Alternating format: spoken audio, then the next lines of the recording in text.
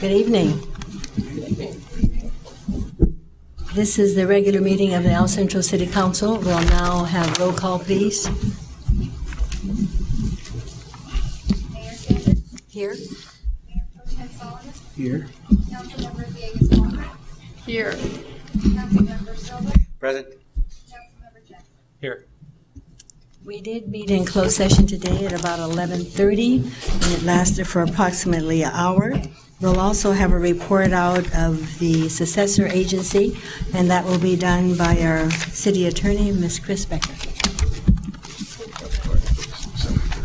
Thank you, Madam Mayor. I believe that the report from the successor agency is later on the agenda, so I'll just be reporting out for the special meeting of May 29th. Thank you. And today's closed session. Thank you. So for the special meeting of May 29th, 2012, on a motion by Councilmember Villegas Walker, seconded by Councilmember Solomon, the City Council met in closed session at 12:01 p.m. pursuant to the closed session statement posted with the agenda.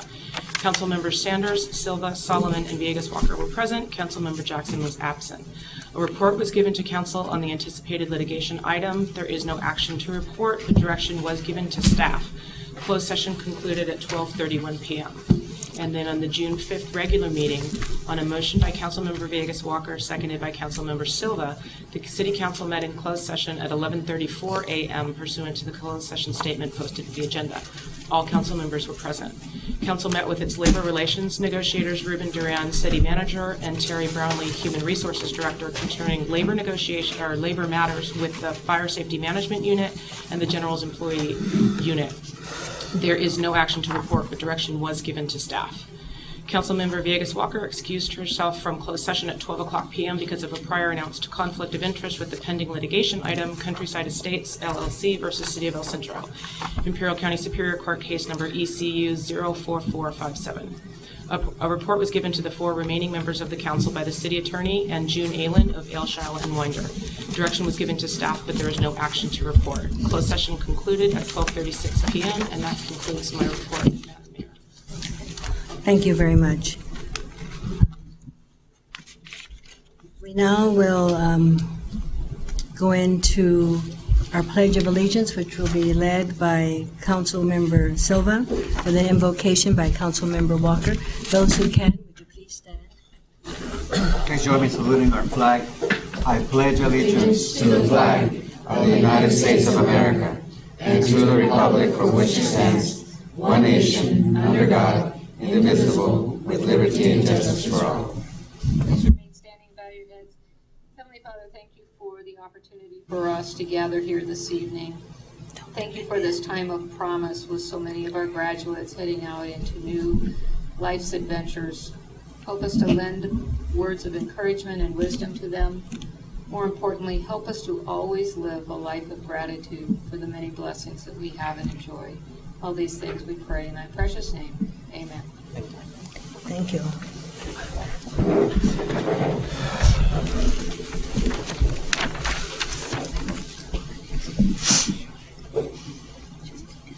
This is a public meeting, and any person wishing to address the City Council, the successor agency to the RDA and housing agency, is asked to complete a blue speaker slip, submit this to the city clerk prior to the start of the meeting. When the item is announced and your name is called by the mayor, we ask that you come forward to the microphone, address yourself to the City Council. Unless the mayor extends the time, there is a 3-minute time limit for each public presentation. If you wish to address the City Council on any subject matter within the Council's jurisdiction that is not listed on the agenda, you may do so during the public comment portion of the agenda. Any information provided on the speaker slips will be for a public record. Okay. We have some presentations, but I think our firefighters will be coming in a little later. All right. We do have public comments. I'm looking for, okay, Chamber of Commerce. Thank you. Good evening to everyone. It's my pleasure to report on behalf of the El Centro Chamber of Commerce. Some of the things that have, some of the past events, we went to the energy source dedication up at Hudson Ranch. It was really neat, just to see what's going on with all the geothermal. I think some of you were probably there too. So it was a nice event. Also, we went over and had a ribbon cutting, and we're at the Center for Family Solutions dedication, which was very nice, the new room that they've accomplished, thanks to a lot of local sponsors and service clubs that really made that happen. Our last mixer was at Caddy's, which some of you probably aren't familiar with that name. If not, it's the new remodeled bar out at Barberworth Country Club. And if you haven't been out there, they've completely remodeled that and done a lot of work out there. So it was a nice gathering, and all the owners were there, and I think we had a really good mixer out there. And that was that night that there was about 4 or 5 major other things going on, so we still had a good mixer. So nice to know people are still getting out. Costco, of course, as you know, celebrated their 20th celebration. It's hard to believe they've been here for 20 years, but nice to celebrate a business being here for 20 years. And our Governmental Affairs Committee, we had a supervisor debate for District 4 up at the Stockman's Club, and then we also conducted a IID debate at the IID auditorium for the IID directors. So, and then we went to the Farm Credit Services grand opening. The young professionals had a wonderful dinner just last week, and of course your very own Grace Connor was recognized. So it was a nice dinner, and hopefully we can continue that.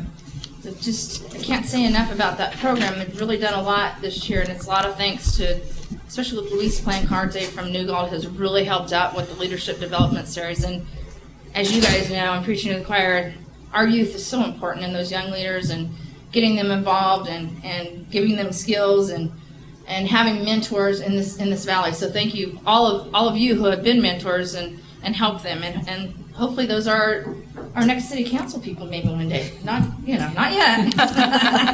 Don't get scared. But who knows? Maybe our next Congress people, our state assemblymen. We're looking for good leaders. Yeah. We had a ribbon cutting over at Edgar Garcia's law office, and then the young professionals, the last leadership development series was on conflict management, which I'm sure we could all go through again and again and again, right? For upcoming events, we have our annual retreat for the board of directors. That is this Friday. So if you guys have any ideas or subjects you would like us to talk about, we welcome your comments. And the Young Professionals Leadership Development Series is also doing another seminar, and that's Leadership Candidates, and that's June 15th. And then they're having a blender at Burgers and Beer on June 19th. And our annual dinner is coming up. That is Thursday, June 28th. Just to remind you, we have Senator Robert Huff. Of course, he's originally from the Valley. He's got Valley ties here, so he might be up there in Diamond Bar or something. But he still loves the Valley. So we're looking forward to a great dinner. And so far, we've got a lot of great things planned. So hope to see you guys all there. And looking forward to the ribbon cutting at the new fire station. And this is really my official last report as president. Can't believe it's gone by so fast, but just want to thank all of you for allowing the chamber to still come and report and the great relationship that we have. Thank you, Mayor Sanders, for attending our meetings, and all the city council people and the city, and everyone here for attending all the events we have throughout the year. And I know that we do have a lot of events, but it sure means a lot that you're there, and hope we can always continue this relationship that we have. And to that, cheers to good business. Thank you. Thank you. Thank you, Trace. We want to congratulate you for your year, but I'm sure we'll have more of that opportunity to share that with you at the annual dinner. Good, thank you. Thank you. We have some individuals wanting to make some public comments. The first is Tony Ramos. Mr. Ramos?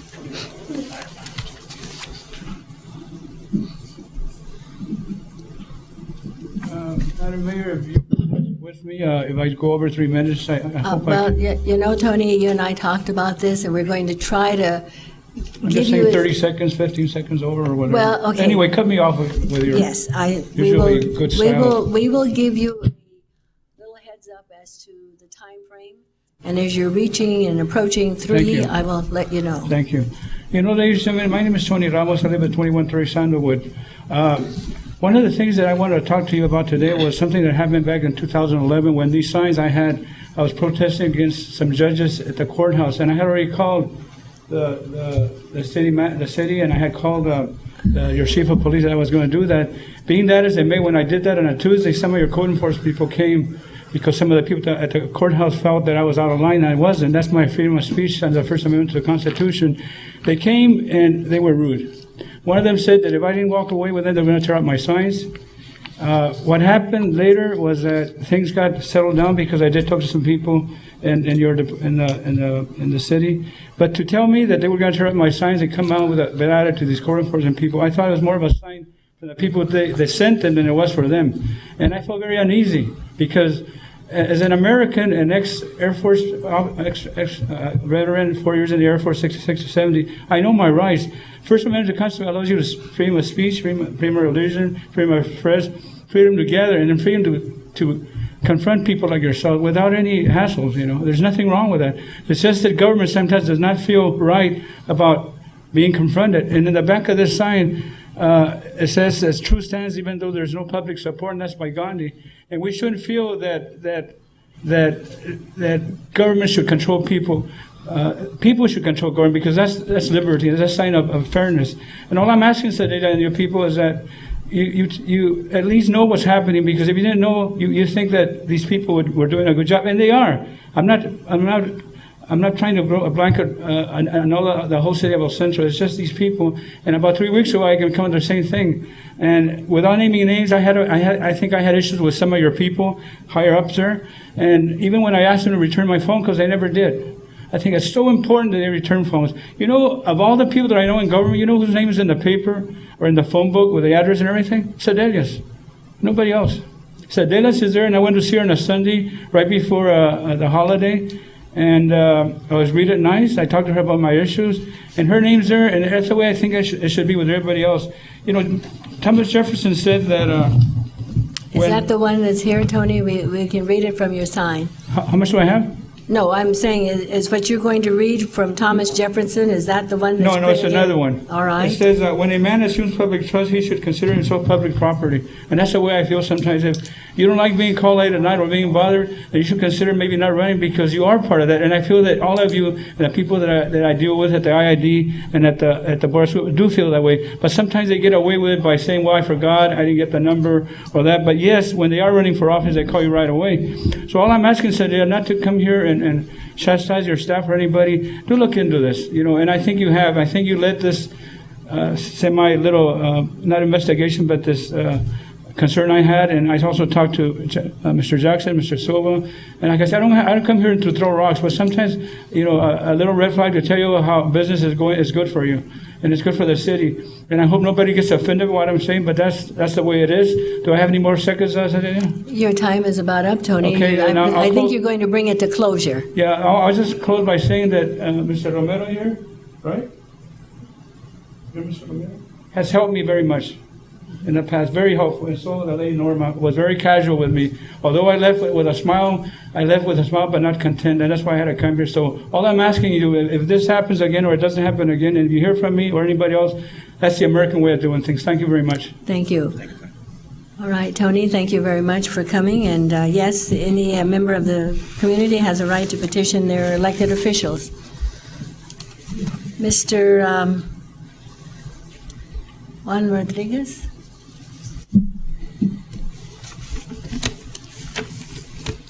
Good evening, Mayor, City Council. My name is Juan Rodriguez, and I'm the property owner of a single-family house and a duplex located at 834 West Brighton in the city of El Centro. I wrote a letter to you guys because I really spoke to Ms. Sanders, and I kind of want to share my experience with what has happened. Mr. Rodriguez, where's your letter? I gave it to the city clerk. You presented it to the city clerk, okay. Yes, ma'am. All right. Okay, I'm writing this letter and express the concern regarding the property located at 836 West Brighton Avenue in El Centro, and the city of El Centro's policies regarding properties that are abandoned and destroyed by fire. In March of this year, I received 3 or 4 complaints from Luz Velarde, who was my tenant, who resided at 830 West Brighton Avenue in El Centro. She said that someone had broken one of her windows, entered the house, and had stolen some of her personal property. In addition to this, she reported that someone had connected an extension cord from an outside outlet located on the west side of her house. This was an effort to steal electricity. Both the tenant and I contacted someone at the El Centro Police Department, made reports regarding these incidents.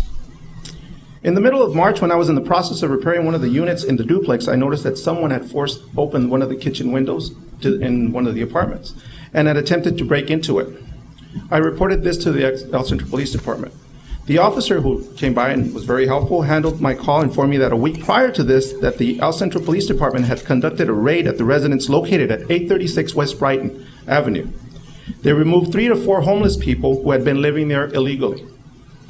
If I take more than 3 minutes, I'm going to do it as best as I can, okay? Okay, thank you. Okay, on April 12, 2012, at 3:21 in the morning, I received a phone call from my tenant who lives at 832 West Brighton Avenue.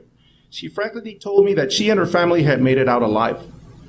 But she was not sure about the rest of the tenants. I didn't know what she was talking about and asked her to explain. She yelled, "The house in the front is on fire. We made it out, but I do not know if the lady and her kids are alive." She was referring to Luz Velarde. The lady had her house broken into 3 or 4 times and had the complaints. I do not see them," she said. Immediately, I raced to the property and discovered that the front house, 830 West Brighton, was engulfed in flames. The house located at 836 West Brighton was also aflame. Later, it was discovered that it was this property which was found to be the source of the fire. I was interviewed by the captain, Mr. Whitlock, and everything, and it was declared that it was that, but there was still an investigation pending. Fortunately, no one died in the fire, but my tenants lost all their possessions, and my front house was a complete loss, and the duplex sustained major damage. It has been over 6 weeks, and I have started to rebuild my units. However, I still have major concerns regarding the security of my property and that of the neighborhood. In the short time since I have started to rebuild my structures, the following has occurred. Thieves had stolen copper backflow valves, copper hoses to water heaters, copper shutoff valves. They've even torn inside the walls and actually taken some of the copper wiring inside the apartment. Copper connection tubing on at least 6 occasions. 3 windows have been broken. Just last week, the power, and I think what they were doing was planning to break into the unit and actually take the copper wiring out. I connected the power with the IID, and they actually went and cut it.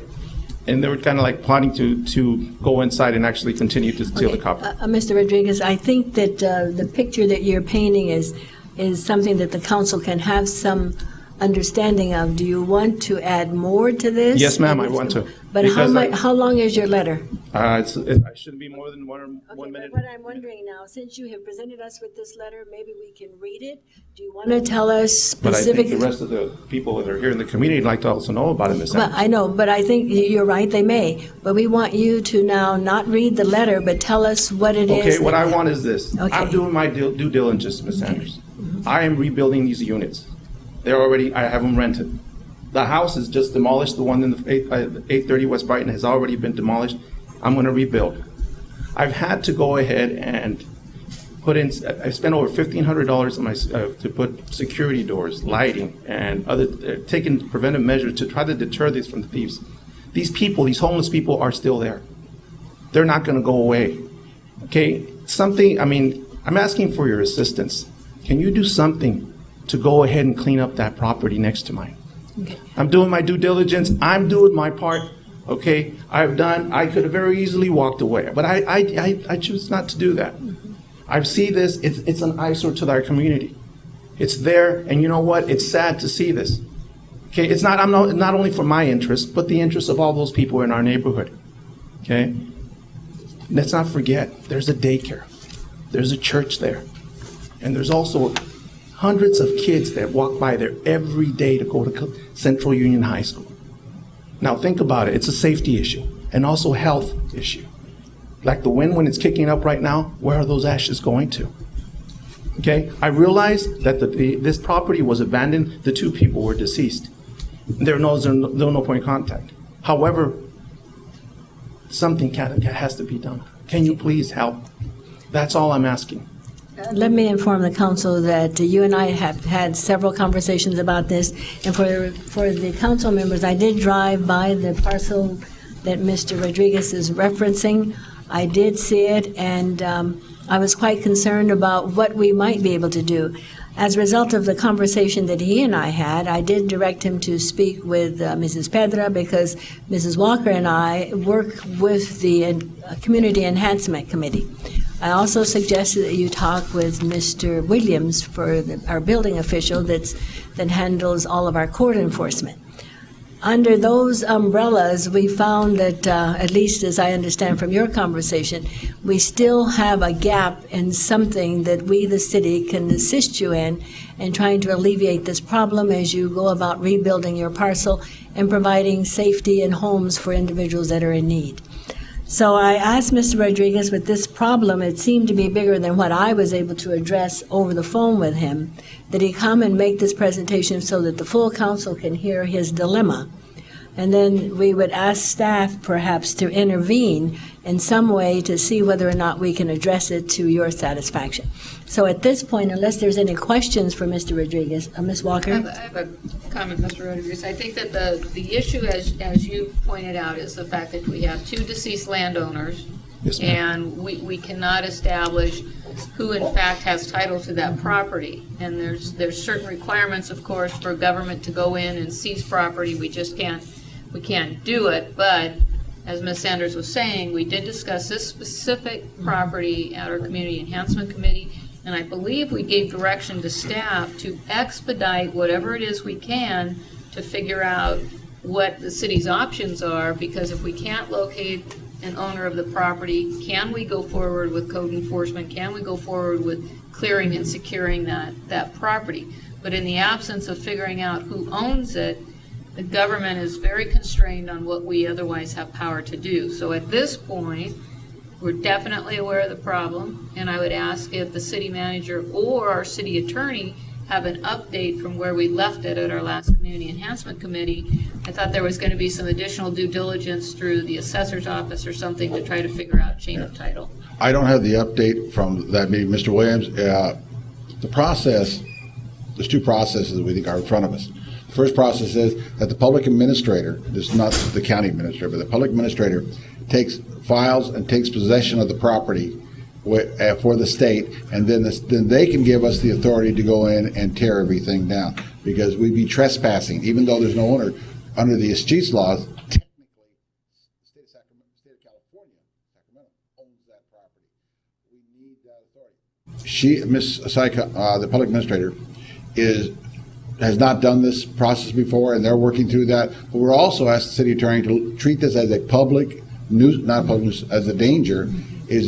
Can we get a court order that says, while everyone's looking for this, we want to go in there and take this down? So that's where we're at today. And I have a great deal of empathy for the people in the neighborhood. I drive by those houses 4 nights a week. My daughter goes to dance school there, so I'm very familiar with those. And there's another set of homes up the street. Same situation. That one, we have that process moving forward because we know who the owner is. But this one is because of the unavailability of any owner. We don't want to wait for these cheats process to occur. Right. We need to get on that property right away, and that's where we're at. So for Mr. Rodriguez, This is basically, excuse me, Ms. Walker. Who would This- his be? Who's His contact would be the city manager. And basically, Mr. Rodriguez, for the benefit of the council, this is the type of conversation you and I had. I think we had maybe 2 or 3 conversations Yes, ma'am. regarding around this issue. And I can understand your frustration, but your frustration is certainly felt not only by the city council, but also by the staff, and they're working through it the best they can. Ma'am, all I would like is to keep me posted. I've made phone calls, and it says, what something's going to be, but, Just keep you informed. Please, keep me informed. And I'd also like to point out one thing, with this rash of vandalism and robberies that was happening, something that needs to, I'm just going to, put my 2 cents in.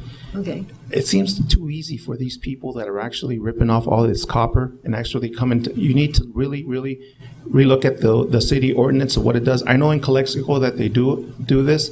You go in, they take your ID, they take your fingerprints and everything, and in many cases, if it's over a certain amount, they don't go ahead and redeem it for cash. Man, it's too easy for these people to come in and actually steal stuff. And I don't, the turnaround, I'm sure, because these people were hitting my house, and I'm just looking for the future. Let's fix this, because these people will continue. They will continue to go ahead and actually go into other people's homes, construction sites. And it's sad, and it's really sad, and we're contributing more and more to them repeating and doing that time and time again. Your points are well taken, and certainly I think through our city staff, you've given us information on the letter that you've written, so we have your contact information. And if city staff need any, I can provide that to them. I think it may be on this blue card here is your information on that blue slip. Yes, Your ma'am. contact information is there. So I did not provide my home You didn't? home address and stuff, but I'd like to go ahead if I can get things in writing or even a phone call. I mean, to keep me posted. I just Is your phone number, appreciate isn't that. your phone number on this blue slip? Probably Yes, an ma'am. email Yeah. address would be easiest, Okay. quite frankly. Well, I have an email address because we've communicated in every way possible. And you know what? In closing, I'd just like to say, please, my assistants, I'm not trying to find any fault, but there's a remedy. And I've learned with this ordeal that every problem has a solution. We can solve this. I need your help, please. Thank you. Thank you so Thank you much, for Mr. coming. Rodriguez. I also want to inform the council that Mr. Ramos did come to my home, as he stated, and we did talk about this issue. We had several phone calls prior to him coming, and I told him that I thought the issue had been resolved, but he wanted to come and just express himself anyway, and so that's why he was allowed to be here. So there you go. And just one thing. Okay, how much, Tony, how Just 5 many? seconds. I didn't want to mention Mr. Romero and Norma. They have nothing to do with it. It's just that they were very helpful when I dealt with them, the issues they deal. I think that the staff Thank you, would, Richard, and thank you. I think the staff would be I didn't want pleased to to. mix up things. I think the staff would be pleased to know that you're putting some accolades in their corner. So, and we thank you for that, Tony. Thank you, sir. Now we're ready for, we'll go back since we do have our firefighters here. And Chief Reel, will you come and introduce these wonderful individuals that were able to stay? I noticed we had a call and several had to leave. Right. Okay. As you know, we did have their promotion. Some of my colleagues were not able to attend that, so they would like to be able to congratulate these young men, and so that's why they're here today. What we had was promotions that's taken place over the period for about 6 months. And we had the pinning ceremony that included all of the ones beginning in November and the ones that were promoted just recently also. The captains that were promoted are represented here today by Captain Fabian, John Fabian. Well, you know what, it's such a lovely group of them, why don't they just come forward? There you go. And so I think the council may wish to come out and shake hands, yeah. Congratulations. Congratulations again. There were 3 others who were promoted at that same time, which was Brad Wilkinson, Joe Bernal, and Jim Payne was promoted when John Fabian was promoted. In our moving up scenario, we have 4 engineers that were promoted also. Daniel Hodege, Brandon Sanders, Mike Marquez, is represented here, and Brad Chapin. Congratulations. Congratulations. Congratulations. Thank you, sir. Congratulations. Sanders again? Congratulations. Thank you, sir. Okay. And remember, the last time that we had a lineup of firefighters in front of you, it included 4 trainees that we had just recently added March 8th. Today, we've added 3 more to the trainee position. And we have Robert Gonzalez, Jacob Jones, and Paul Porter. Congratulations. Welcome. Congratulations. Congratulations. Congratulations. Chief, would you mind acknowledging those individuals that are not here? I know you acknowledge Brendan, but are there some that... One is walking back in. Oh, he's walking back in? Somebody is. Okay. That would be Brad. This is Captain Brad Wilkinson. Hey. Ta-da! Nice entrance, Brad. Congratulations. Congratulations. There we go. This is not a gauntlet. Congratulations. Thank you. And most of this is relative to the opening of Station 3, which we will be having the grand opening of that next week on the 14th, and hope to see everybody there. Chief, before you go, our 3 trainees, we always like to know where they come from. Oh, okay. Why don't you Just just tell ask them? everybody where you're from, starting with Robert. I'm from Raleigh. Give a little background about yourself, too. I went to school out in Colorado for a couple of years and just transferred back here. I've been going to school for fire science since I transferred. I was been raised in Imperial, and I've gone to school at Azusa Pacific in LA, and I finished my bachelor's up, and I'm back here now in the city. Paul Porter, I'm from El Centro. I went to Central Union High School, worked a little bit in fire work, Cook County Fire, and Very good. All right.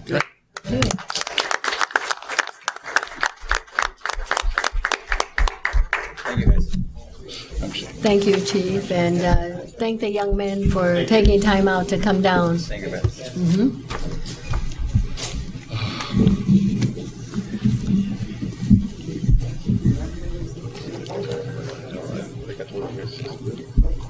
See all 3 of these?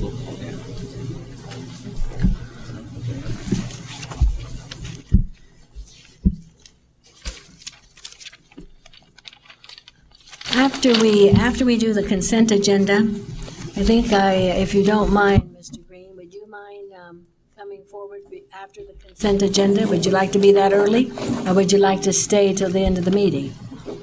I don't want to. Okay, thank you. Then whatever is convenient for us. All right. I think we'll bring you forward after our consent agenda. The next item here is our consent agenda. Items are approved by one motion. Council members or members of the public may pull any item to be considered separately at a time determined by the mayor. I'll entertain a motion for approval of the consent. So moved. Second. Okay, it's been moved by Walker, second by Jackson Solomon. All in favor, let it be known by your sign of voting, which is aye. Aye. Any opposition? Hearing none, the motion carries. Okay, we're ready. Now, I think, Mr. Green, if you would just come forward with your item, please, which is item number 16 on the agenda for members who are following the agenda. Then we'll come back to new business. This is a departmental report. This is a report on the item that we brought before earlier regarding the hospital legal counsel and following through with the change in the ordinance to enable the hospital to secure general counsel to work with our city attorney. And I have, in case if you haven't seen a copy of the RFQ that went out, I brought copies. That'd be great. I haven't seen it. Seen it. Thank you, David. Thank you, Dave. I've got more than one. Well, he's passing that out. I just like to share with the council that my office has a membership with the American Health Lawyers Association, and I get lots of emails and updates from them. And just this morning or late yesterday, one or the other, I received an email from the AHLA, which has featured job opportunities, and the El Centro position was one of the 4 or 5 featured job opportunities. So everyone that gets those emails from AHLA is now aware about this RFQ. So that's this page. It came out as one of the opportunities of the week in the state of California. So we've been running advertisements in the Union Tribune, the Daily Journal, and also advertising with the Health Lawyers Association. We have responses, or the process calls for responses coming in by a deadline of June 15. The plan is the following week that the committee of the board will meet on those responses, make a selection that can then go to the board for preferences on those that have applied.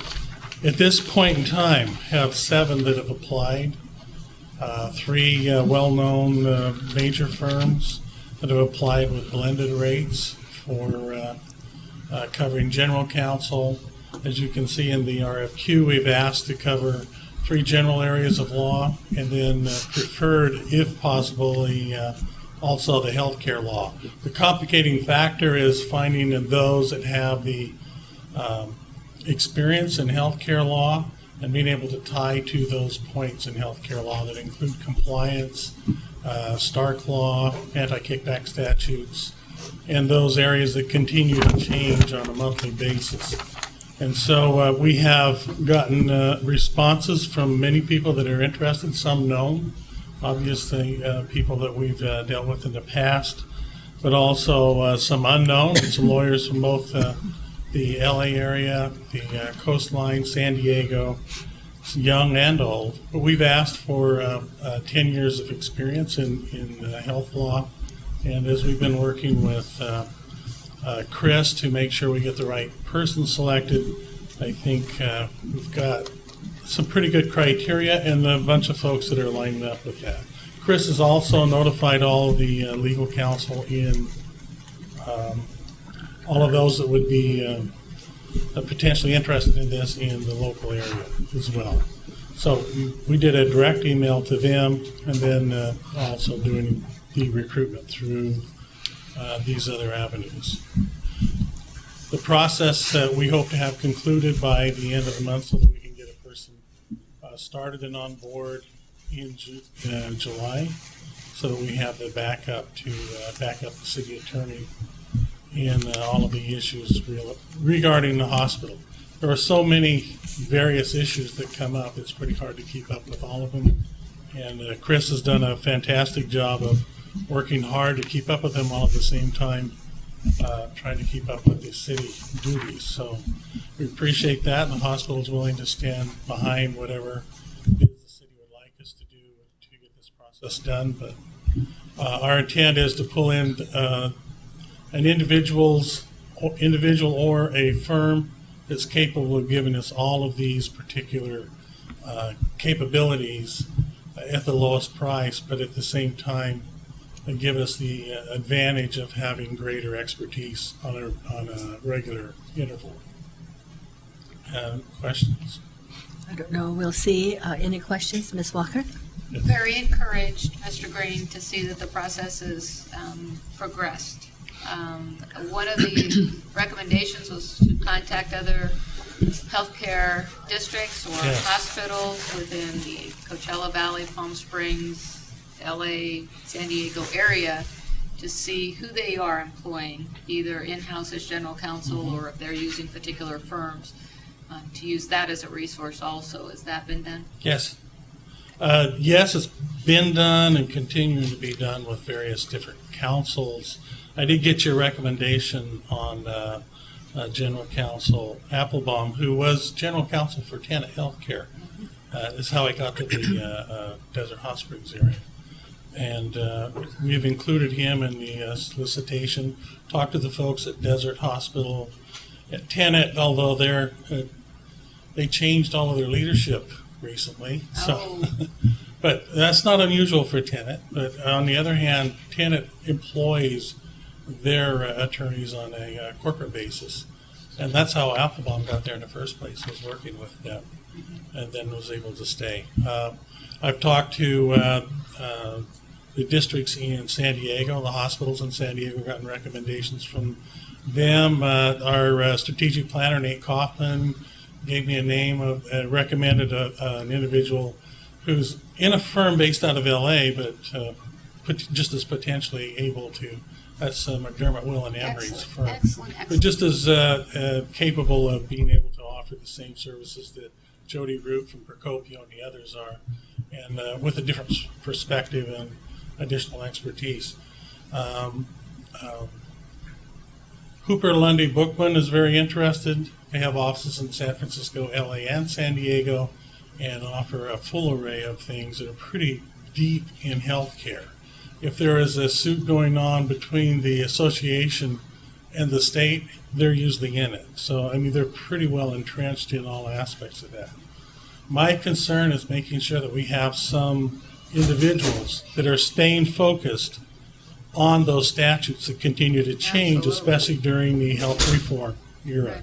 Because now, as that's moving forward, as you know, the Supreme Court's supposed to come out soon with the end result of health reform, or PACA as they call it, and give us some direction. But that lets you know how many things are changing on a regular basis.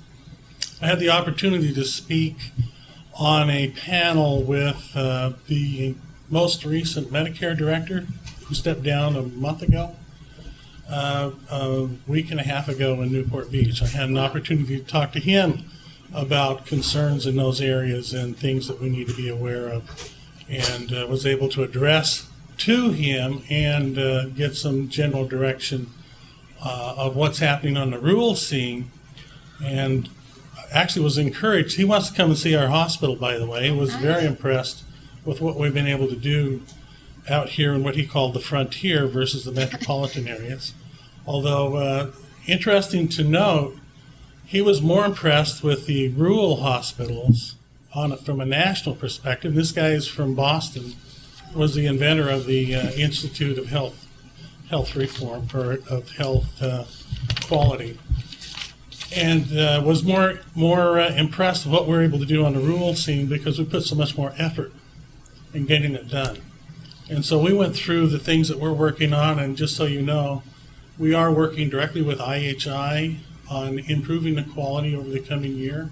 So that Institute of Health Reform process has begun, and Mr. Silva and Mr. Solomon both being on the board, and Mr. Silva's seen some reports, but they're just starting to work, and that's just getting a little head of steam and starting to move forward. How's your outpatient center, Mr. Green? Actually, it's working quite well, and though sometimes you may get different reports, but I want you to know there is a security system, so I've checked out every one of them to make sure they're real, and often they're just opinions of things, but we're staying on top of regular improvements there. We have made a few changes and making some changes in personnel. We are engaging in the strategic initiatives. We're engaging the Disney Institute to assist us in changing the patient experience so that when the patients come into either the hospital or the clinic or the oncology center, no matter where they're going, that their experience are good. Well, there's a lot to learn first, then a lot to change to get to that experience. And to teach your employees, as Disney puts it, to be on stage or to be cast members and to give that better experience. So that's what we're working on, and our goals that are moving into this coming fiscal year that starts in a couple of weeks, a few weeks. Yeah. So we're almost there, believe it or not. David, do you want to share with the council also the modifications that we're making to the ER in terms of the... Before we go there, I just want to know, tell me more about this recruitment process. Okay. And then we can get into the reporting about what's happening in the other sections Okay. or the units. Based upon what you've said thus far, you anticipate that the closure for this RFQ will be June 15th. June 15th. And the next steps would be, The selection from those that have presented their interest in that, okay, which will take place the following week with committee meetings okay. that anticipate key members being involved with, including... And the information that was provided by Mr. Kaufman, was that a lead as to an individual or a firm that might be interested in providing the legal service? I'm sorry? The information provided, you said Nate Kaufman provided you. Oh, yes. Nate provided me with the individual in a larger firm that he thought would That might be selected. interested. But he would be one of the remote guys that would not obviously move here or be here, but be available to come to board meetings and things. And then what's being proposed by the larger firms is key meetings being present for, and then being available by phone for other meetings that don't require travel for specialized individuals.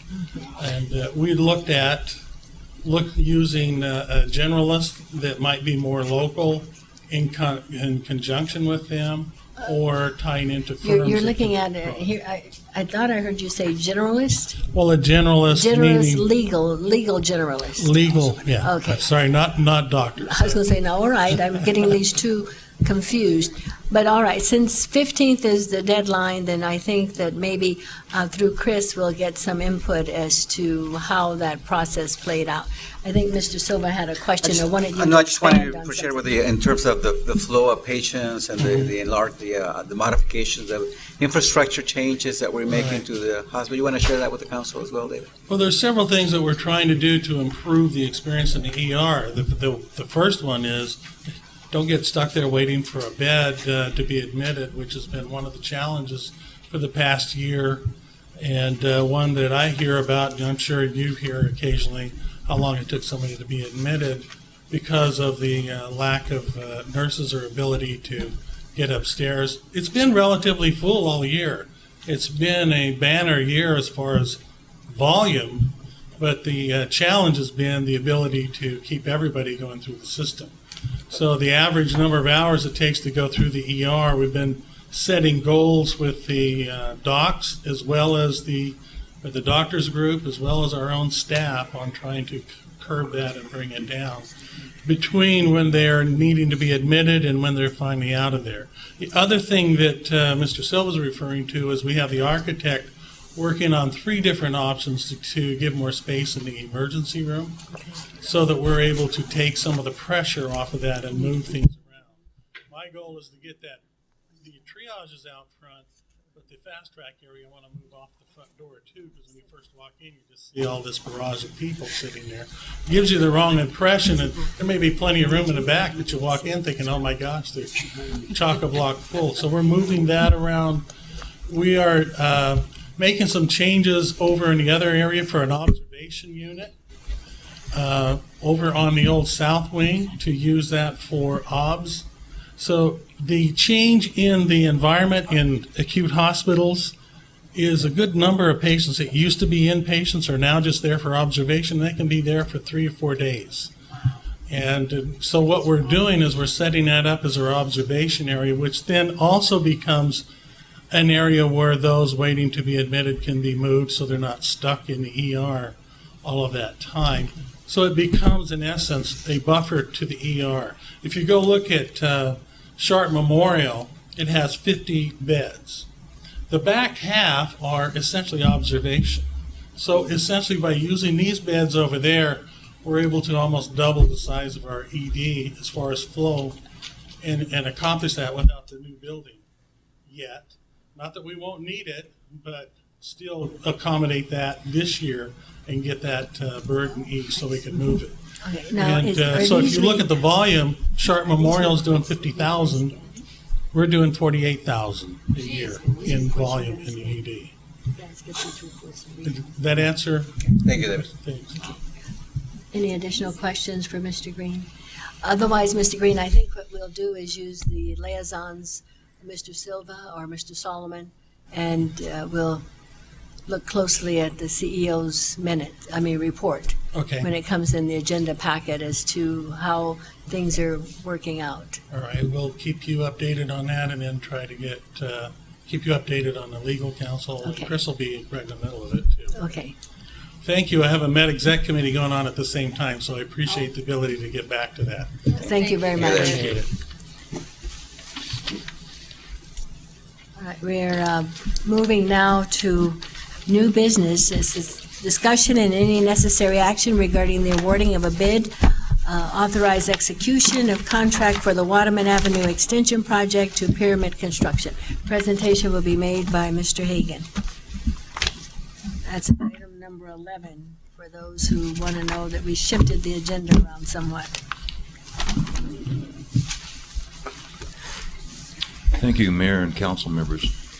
This is for the award of the construction contract to complete Waterman between the extents of Lincoln to Bradshaw.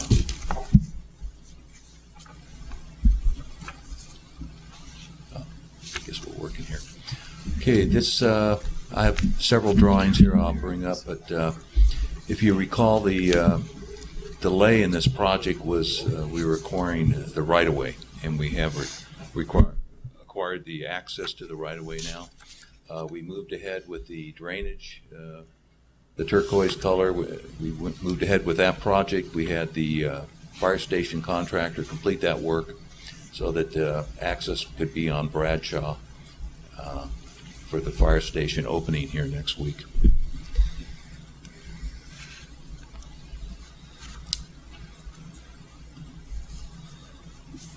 There we go. Quite a bit of detail here, but it's, again, another view of the street and the improvements. Basically, it's 4 lanes with a center lane for two-way left turn traffic and parking as well. And we have a new signal going in at Bradshaw and Waterman.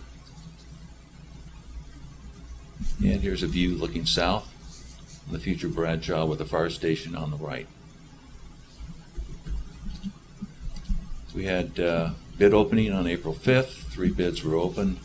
Pyramid Construction is the low bidder at $1.2 million. With a 10% contingency, that's, you can barely make that out, 1.337, I believe. And we had a budget of $2.2 million, half of it made up of LTA and the other half of traffic impact fees. We're staying within that budget when you add in all the other expenses, the drainage, the ID fees, the right-of-way acquisition, the purchase of the right-of-way, and the construction management. So we're within budget. The construction schedule begin July 5th and completed by November 5th, 2012. Any questions? Any questions for Mr. Hagan regarding this project? Just a comment. Okay, Mr. Jackson? It's good to see a local contractor do some work, so I'm glad that turned out well for us. I am too, thank you. Yeah. Any additional questions or comments? Madam Mayor, I move for approval of resolution number 1266, resolution of the City Council of the City of El Centro awarding the bid and authorizing the execution of a contract for the Waterman Avenue Extension Project to Pyramid Construction. Second. Okay, moved by Silva, second by Walker. What's the pleasure of the council? Let it be known by your usual sign of voting of aye if you're in agreement. Aye. Aye. Any opposition? Hearing none, the motion carries unanimous. Okay, thank you, Mr. Hagan. We're ready now for item 12.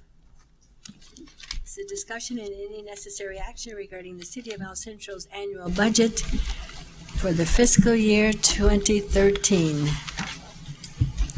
Ms. Salcido.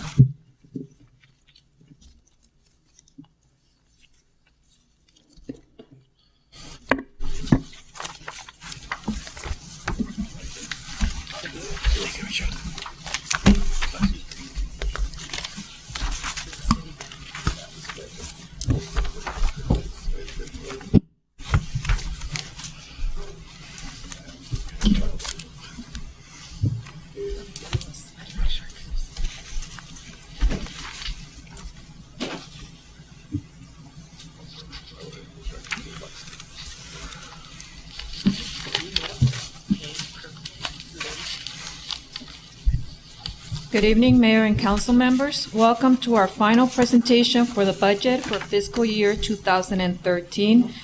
Today, I'll be presenting to you the City Manager's balanced budget, which includes all funds for the city. That includes the General Fund, Enterprise Fund, Special Revenue, and Capital Projects.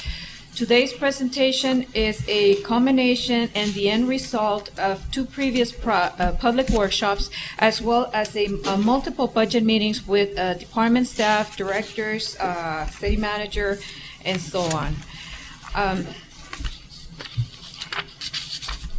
The budget for the city, including all funds, totals $90,654,000. This is a reduction of $15.1 million from the current budget. Our current budget totals almost $106 million. The reason for the reduction is basically due to project completion. This year, we had a street improvement project funded with LTA bond proceeds in the amount of almost $12 million, which is not reflected. It was completed. It's not reflected in next year's budget anymore. The $90,654,000 is allocated as follows. 91% of that, or 82 million, is basically for operations and capital improvements. Those are the first two categories at the top. And with the rest of it being allocated to debt service for our bond debt, and then $1.8 million for our solid waste disposal contract. With regards to the general fund, as you know, supports and has the allocations for fire, police, parks and recreation, library, general government, and then the new division, economic development and blight elimination. The total for the general fund is $23.5 million, which is pretty much the same level as this current year. However, this next year's budget includes several new divisions as well as new allocations, increased allocations for some other divisions. Some of the new divisions within the general fund include Fire Station number 3, the sports court, skate park. It has an allocation, a new allocation for the lease payments on the new library building, as well as the two new divisions of economic development and blight elimination. Most of which were made possible by a reduction of expenditure in other areas of the budget, such as our retirement costs and JPIA liability insurance. With regards to the allocation of the $23.5 million within the general fund, this is a pie chart in the various sections demonstrate the allocation of the 23 million.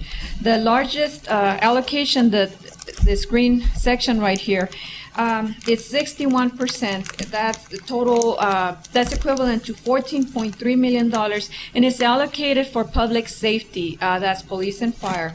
That's the highest allocation within the general fund.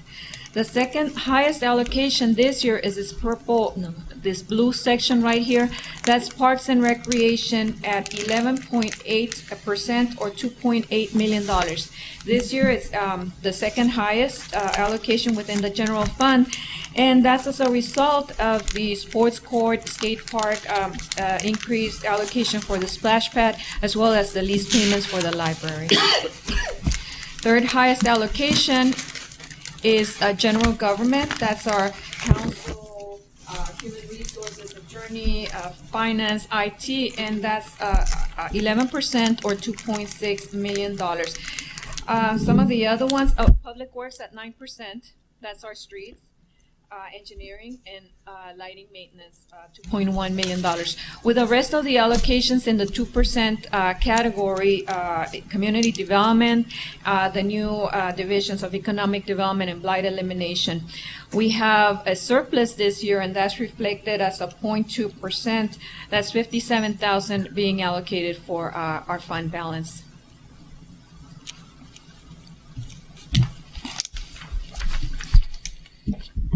With regards to our fund balance within the general fund, we're projecting an ending fund balance of $7.9 million at the end of next fiscal year as of June 30. That $7.8 million is allocated based on our own city reserve policy, city's financial policy, which requires that we establish, dedicate, and maintain reserves to meet future obligations. As a result of that, we have designated that $7.8 million for the minimum, at least 10% reserve. That's for future, for any contingencies. That's $2.3 million. We have also allocated an amount for vehicle and major equipment replacement. That's at $2.2 million. And accrued leave liability designation, $1 million, and then we have designations for building replacement and revenue stabilization. Building replacement designation can be used in the future for a new library, a new police department building, or improvements to a park. The designation for revenue stabilization, basically that's used to respond to any changes in the economic environment. Should the city at some point lose or see a major reduction in a revenue source, that designation provides the city time to realign our costs with available resources.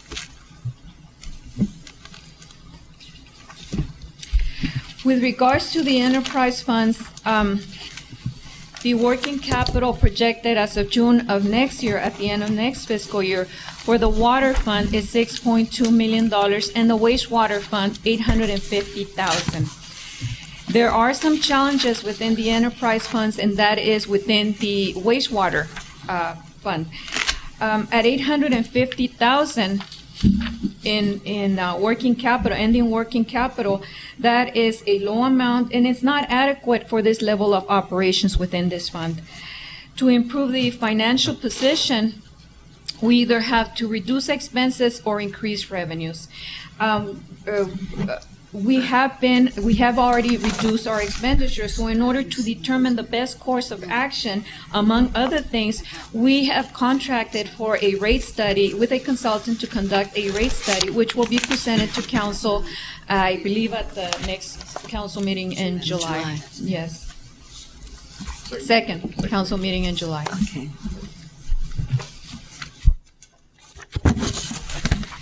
With regards to water working capital, we're projecting an ending working capital of $6.2 million. And again, per our own city policy, financial policy, we have allocated reserves and designations for potential liabilities. We have a 10% reserve for any contingencies. That's the $521,000 at the top. We have also designated $200,000 for the accrued liability, which is the full liability within this fund.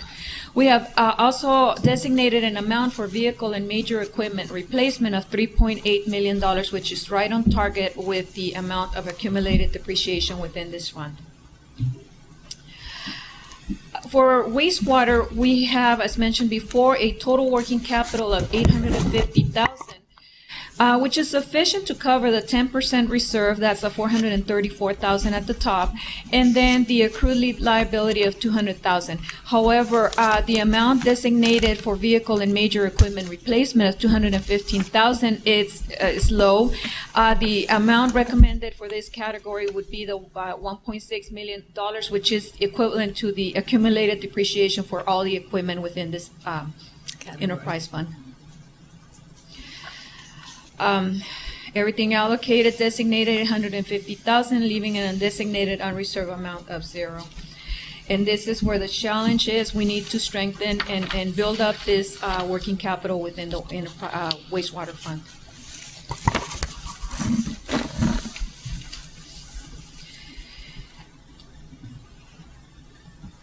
With regards to capital, this budget for next year includes $40.3 million.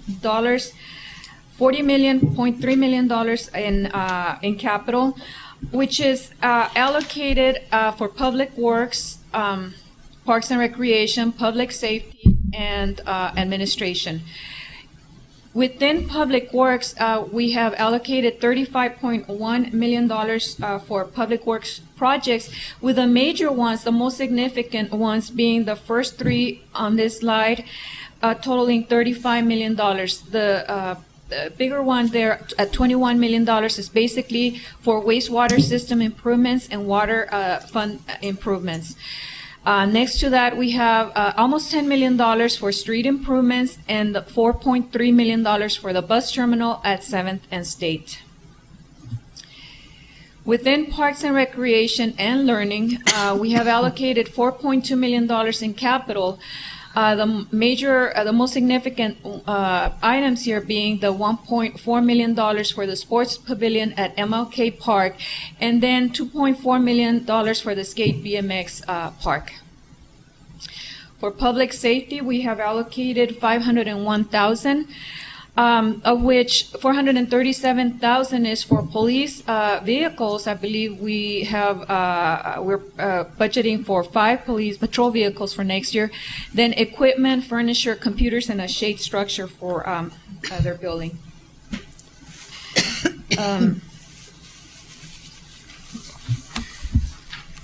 Under administration, capital, we allocated $463,000, of which the majority, $375,000, will be for construction to the council chambers for ADA compliance.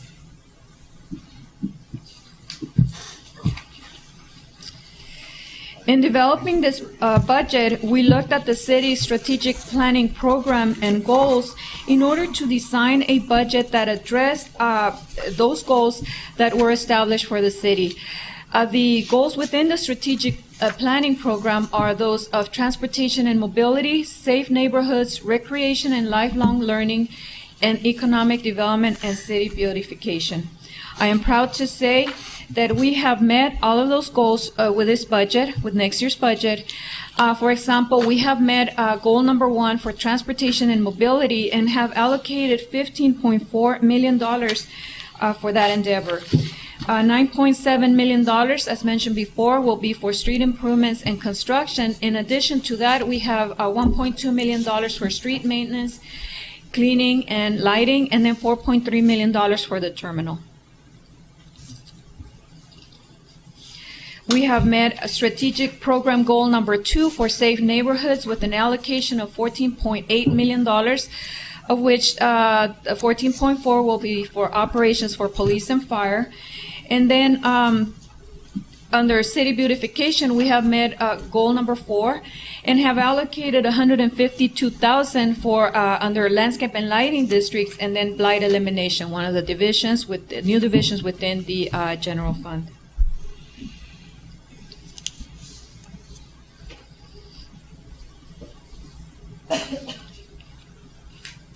Finally, we have met the strategic goal for recreation and lifelong learning and have allocated $7.1 million, of which 2.9 is for operations and then 4.2 is for capital. Under capital, we have allocated, again, as mentioned before, this for the sports pavilion, the skate park, and then also we have allocated an amount for repairs and improvements to Swarthout, Stark, and Fraser parks, among other things.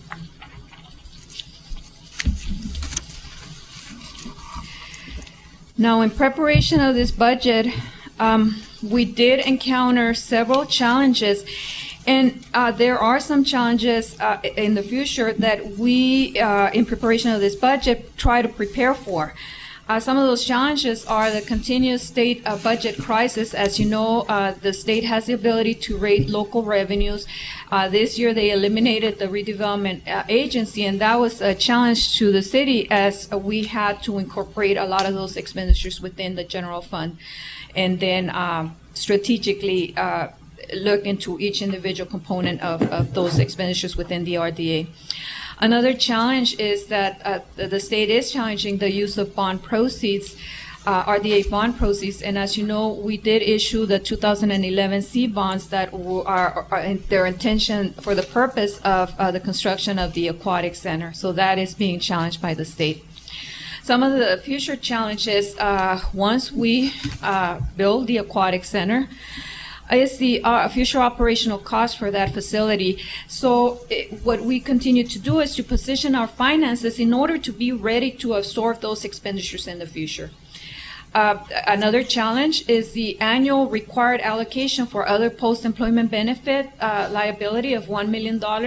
And finally, the major challenge is the projected CalPERS increase in cost of $2.3 million within the next 3 to 4 years.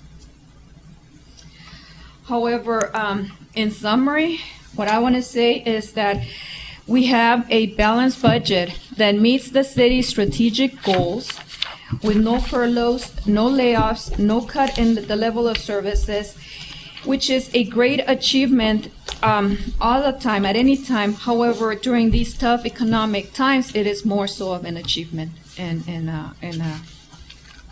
for the city. Finally, what I would like to add that the development of this budget is a combined effort, and I want to thank council, I want to thank the city manager, colleagues, other directors, support staff, as we work together in order to bring down expenditures, control expenditures, and develop a budget that would meet all of the challenges mentioned before and be able to produce a balanced budget.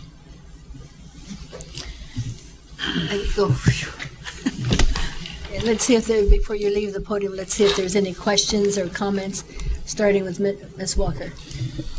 Excellent presentation, as always. Thank you. Congratulations to you and your staff. Thank you. I have 3 questions. Okay. One is, we are expecting there to be challenges to the state rate of redevelopment agencies and the elimination of programs, challenges to our bond proceeds allocations. Legal fees to confront those challenges if we elect to go forward with litigation, where would those funds come from? Basically, within the general fund, we have, as mentioned before, we have a 10% contingency.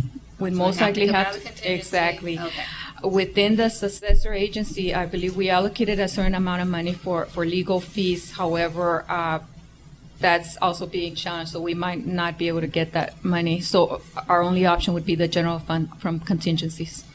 In past years, and I believe it was part of our redevelopment agency budget, we would fund certain amounts to local agencies such as IBEDC and the Film Commission, Small Business Development Catholic Corp. Charities.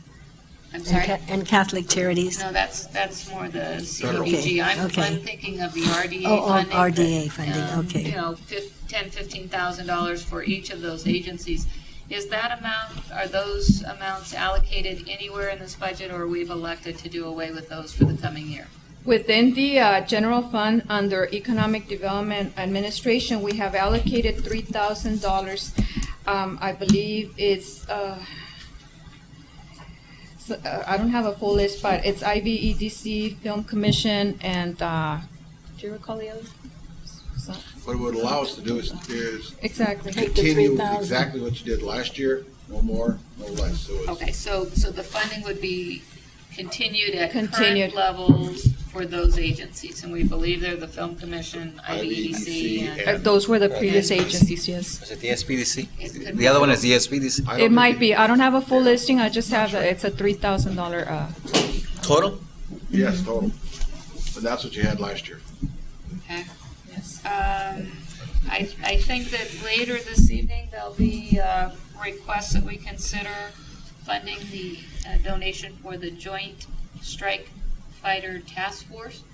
Has that been?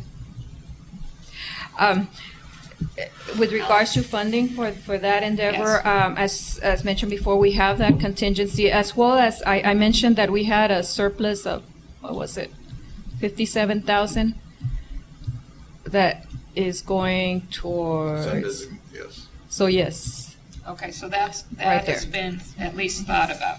Okay, Yes. so then my last question is, last year under Capital Improvement General Fund, we had almost $500,000 set aside for sidewalks, $447,000 set aside for sidewalks, and $140,000 set aside for the snack bar and restrooms at Sunflower Park.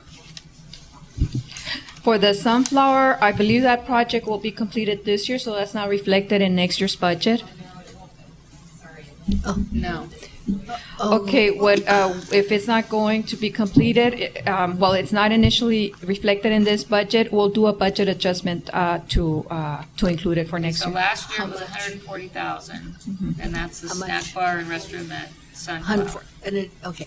I'm, Mrs. Walker, thank you for bringing that forward. I need to hear from, Ms. Salcido thought it was completed. Our Parks and Rec Director is saying it's not. And so I'm getting, would you come to the podium, please? It And will share. not be completed. Yeah, I heard her say it would not be completed, but I wanted to know the amount. I want to hear the amount. I'm amount. sorry, yes, the amount. We're estimating at about 140,000. 140,000, okay. Yes. It's, we're just about getting ready to go out to bid. Okay. So we finally have all the copies back of our plans and we'll be going out to bid. Didn't it come to us, the bids were higher than anticipated, so didn't we reject? No, we and haven't start gone out to over? bid yet. I thought we had rejected one round because they came in too high. Not yet. Not yet. We haven't brought it. Okay. It was anticipated that we had a holdup in Health Department review, so we thought we'd be done by June 30th. It's going to slide a little bit over the next fiscal year. And now we're ready to go. Yeah. Okay, As so- for the sidewalk issue, Yeah. Thank you. What funds? Thank you, Ms. Reister. We have allocated for sidewalks. I believe that was under Well, last year it was under Capital General Fund, Enterprise Fund, Special Revenue Fund, Capital Project Fund. It was probably under special revenues last year. CDBG fund, I don't think we allocated it. We don't have that anymore. No, That's not, it was, this was your staff report or agenda report last year. And it wasn't under CDBG. I think we had it out. Right there? Ms. Feather, would you mind using the microphone, please, because it's hard to pick up your voice on the...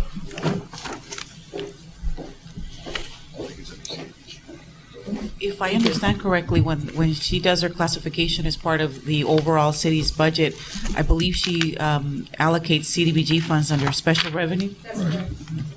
So last year, we did have funds set aside for sidewalk, but we have completed those. As a matter of fact, we completed those this year.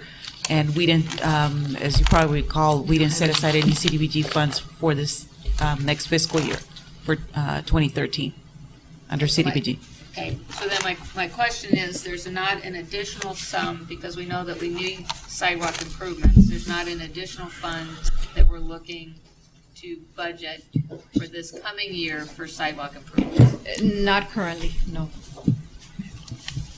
There are some sidewalks, but they're designated to specific streets. For example, Mr. Hagan, we have Euclid, and there's a couple of streets, but they are specific. They're not for general replacement. They're part of a street reconstruction process. And that's where you'll find Euclid and the Second Street, I'm sorry. But, so we've been able to get funds for those streets, but we don't have a general project fund for sidewalks this year. Ms. Walker, does that complete your questions for now? Well, for now, I would like us to consider an additional allocation at some point for sidewalks, for the fill-in, where we have sections of sidewalk that are completely missing, where we go from sidewalk to nothing to sidewalk again, especially those that are located close to our school sites. We'll come back to you then with that. Mr. Silva, please. Yes, thank you, Letty, for the presentation, and I think the fact that we have a balanced budget is a testimony of the work that you all do, and the prudency and the steps that you have taken over time to make sure that we're solid. So, thank you for that. As I listen to your presentation and as I look at the budget, there's a couple of terms that just kind of popped out at me because I don't think I've seen them before. Okay. The building replacement designation and the revenue stabilization allocations that you have there. Tell me, have we used those terms in the past? And maybe I just don't remember. This is the first year that we added the building replacement and revenue stabilization designations to the budget. Our own city policy.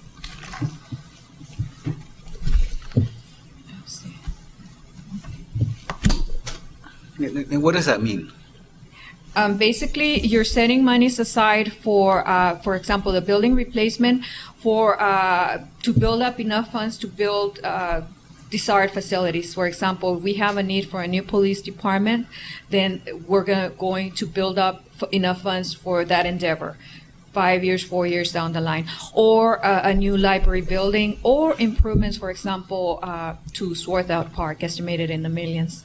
So when you went through the itemized list of capital projects in the city for next year, that did not include any of this money, correct? So that's just kind of like a set-aside fund that you want to build over time for future projects, Exactly. basically? So in other words, after we balance the budget, we have enough revenues to pay for our expenditures. This is the money left over at the end. This is our fund balance. So out of that fund balance, we said, okay, we want to designate a certain amount for a future building need. We're going to designate a certain amount for any contingencies. That's your 10%. And that's all per the city's own financial policy. And that's what I was trying to get up on the screen screen, our own policy requires that we include, that we designate amounts to, for economic unknowns, cash flow purposes, accrued vacation and sick leave, replacement of vehicles, replacement of facilities and infrastructure. So our own policy calls for that. Well, in the past, we were not able to do that. Maybe we didn't have enough to meet all of these designations. This year, we were able to do so. And at the same time, I think it's necessary. For example, you mentioned the revenue stabilization. I believe that is necessary. As I mentioned before, that's basically to respond to any changes in the economic environment. Should the city have a major decline in one of our major revenues, for example, back in 2010 when our sales tax took that precipitous, what was it, 2.5 million decline. And so this, having this money set aside for that endeavor helps us gives us time to bring our expenditures, yes, to adjust to that big change. So tell me what happened between the time that you had your initial presentation, where we didn't have. Oh, those were there. This year, this is the first year that they presented, so they were presented under the general fund. The first presentation. Did you have them labeled as these? Yes. There was no change in that. No change in that. Basically, that's the same. But this is the first year that those two items are presented. All right. Okay. Mr. Jackson, you have any questions? Yeah. I too want to commend you on a job well done under extraordinary circumstances, obviously. Thank you. I have a couple questions. I know I brought up the concern that I had with the funding of a position in planning, and I don't see it here, although it was in the last presentation, and I'm not sure if it's been withdrawn. The positions that were presented were recommended, were the ones that were requested. That position, the specific position that you're inquiring about is not included in the budget. Okay, so we're not No, we're not it's not funding included in the budget. Okay, that's the one thing I had a concern about. Okay, thank you. Mr. Solomon? Yes, since Mrs. Walker brought it up, I think I can hit on it now. And since Mr. Silva brought something else up, I think I can hit on that now. What Mr. Silva brought up was words that he had not seen in the budget before. And going through the budget, I had ran across something that I had not seen. I've even called a couple of people and they had not heard of it. Okay. So I thought I'd better come and ask you because, well, anyway, it has previous year's sales tax triple flip adjustment. What is a sales tax triple flip adjustment? What that basically is, and I know you're referring to the agenda where I mentioned that this year's revenues include a 500,000 adjustment, and I called it, you're right, a one-time payment for a previous year's sales tax triple flip adjustment. Basically, that's an adjustment to our sales tax from previous year. I believe it was 2010. Somebody did not file their reports correctly, so that's been caught. It's been revised, and so the state determined that they owed us an additional 500,000 for, I believe it was 2010. So we received those funds this year. So our revenues, what I wanted to show is that our revenues include that adjustment from a previous year to our sales tax. Basically, that's all it is. It's just an adjustment. So it's an adjustment up, though. Up. It's an adjustment yes. up. So we receive additional $500,000 more than we $500,000 more than we had projected in our budget, but it's due to an adjustment. But I think, to a previous year. Ms. Salcedo, if you would go a little step further and expand on the term triple flip, that was one that was, that term was used by the state. Yes. On how we go about sending them funds as it relates to ERAF, and then they tried to make some, I don't know whether this is called budget wizardry is what I call it. Anyway, I believe think back Mr. in Solomon is one- 2003, that's when they had their Yes. other major budget challenge, and so the state took away some of our sales tax, but then they went ahead and they said, okay, from property taxes, we're going to give you that difference that we took away in sales tax. They called it the triple flip. and that's the amount where the adjustment falls. But basically, it's a wash. It's a wash. Yes, if I may, for the council, the Sure, triple flip Mr. goes Durant. back to the last, actually, the Several continuing budgets, deficit for crises state, and before. they coined the term, and had to do with VLF, vehicle license tax, property tax, and sales tax. And the state legislature, their process indicated that, well, since property tax is growing so fast and values are growing so high, we're going to take your sales tax cities and replace it with property taxes, and it'll be net to you. And we're also we're changing the VLF, and it'll all be net. Well, of course, that little triangle collapsed in 2007, and while we're getting our sales tax, they tend to drag that the property tax coming to us because they're not generating enough money to do this. They did this as a shortstop because they also borrowed money from the cities, and they took, as you recall, they still owe us from 2005. So there's a number of these accounting mechanisms that were being used, and the term triple flip, you don't see it as often anymore. You'll see it as sales tax compensation because we're constantly having to explain that term, but we didn't coin the term. The Department of Finance at the state level coined that term in the legislation. So that's the term triple flip, and if it sounds strange, it is. The other It's their one, term. the other one kind of ties in, I think, with Mrs. Walker was, the federal government is, like everybody else nowadays, trying to find ways to get money. And so we have the Navy facility out here that's going to be in somewhat of like a little bidding for another California city. My question is, how far do we plan to go? Upwards. What are we going to do to try? How much are we going to put into the kitty to try to make sure that we keep the agency, that particular department, here in El Centro? But, I wasn't looking for something tonight where everybody will be able to go out and say, oh, yeah, the city of El Centro is only going to do this, and then right away everybody know what we're going to do. But I just thought maybe we should think about it and then say to ourselves, this is where we will stop. I know that, and you had told me what Mrs. Sanders is planning to do, and I thought that was a very excellent way to handle it. And but I still wanted to bring it up. Let Mrs. Sanders tell you what she had in mind with the 5,000. Well, I think the F-35 he's talking about is, the F-35? Yes. Okay, that's the next item on the agenda, so Right. we'll expand on it then. Okay. Okay?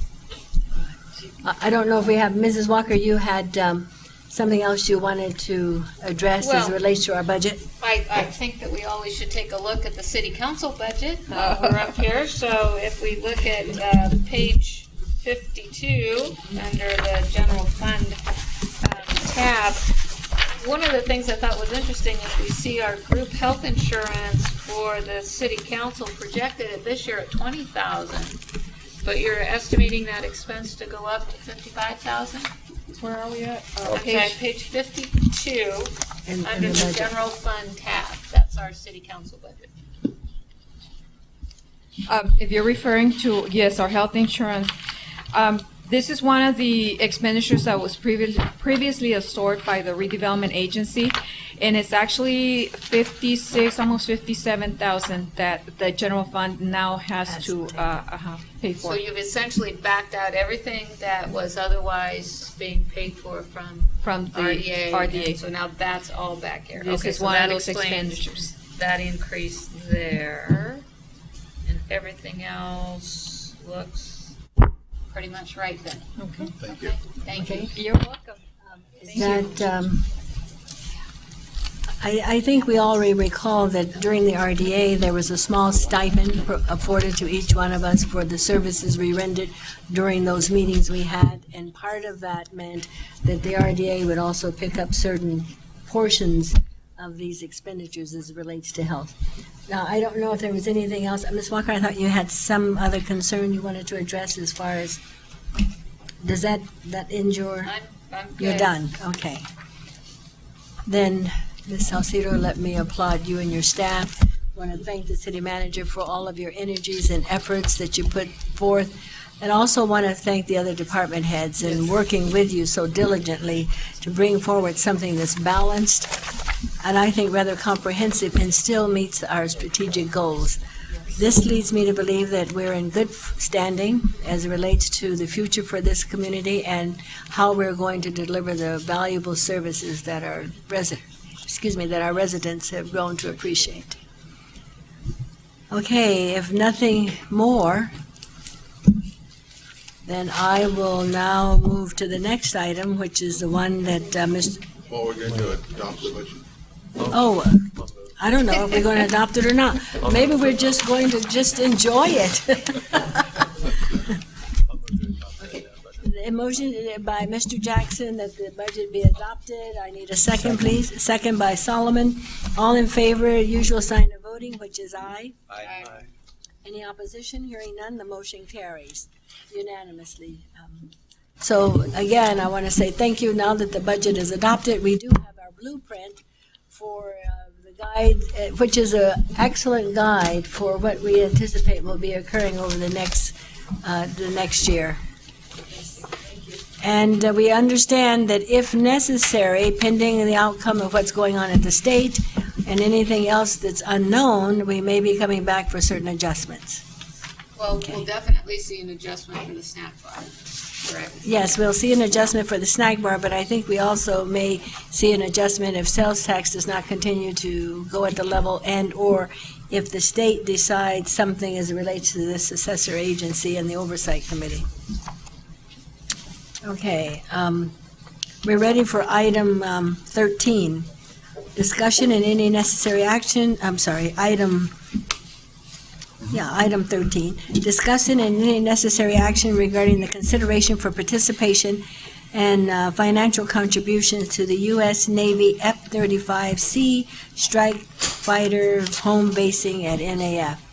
This will be presented as a team effort, and Mrs. Bedler and I will be that team making this presentation to you. I'll call Mrs. Bedler up first, if she would, and then I'll just fill in any blanks that may relate to this. But as you're coming forward, Mrs. Bedler, I want to remind the council that over a year ago, when Mr. Edney was still a part of the city council, and at that time he was president of our local division, League of Cities, he and I worked hand in hand on this issue because we felt it was vitally important that we began to develop some kind of strategy to attract that strike fighter to Imperial County and specifically to NAF. And as a result of that, we passed the resolution, and then we had our sister or neighboring cities do likewise. I don't know before Mrs. Bedler come forth if Mr. Duran would like to say anything, because he and I have been at these meetings quite frequently. Do you have anything to add before we? And Ms. Sanders, Mayor Sanders, you really encapsulated, and in this report, which that you have before you, that you very much were involved with, it's a fluid situation. Even the information that we had a couple of weeks ago with what everyone thought we were dealing with BRAC, which is the base realignment process, well, now that's on hold. So we're having to address this almost on the fly, but understanding is that there's going to be an F-35 wing established, and it's going to be in one of two places. So it still comes down to that is the primary issue. And I think sometimes having everyone, I would say everyone else, other agencies around us, keep that focus, because they're being pulled off in different directions, and we might have, yes, those may come, but we'll talk about that as a separate matter. We need to keep focused on the F-35 issue, and I think the mayor and other members of council, I know you've all been approaching different things. I think your focus is there. While other folks seem to want to talk about these other projects, the F-35 is the real issue, and we continue driving forward that.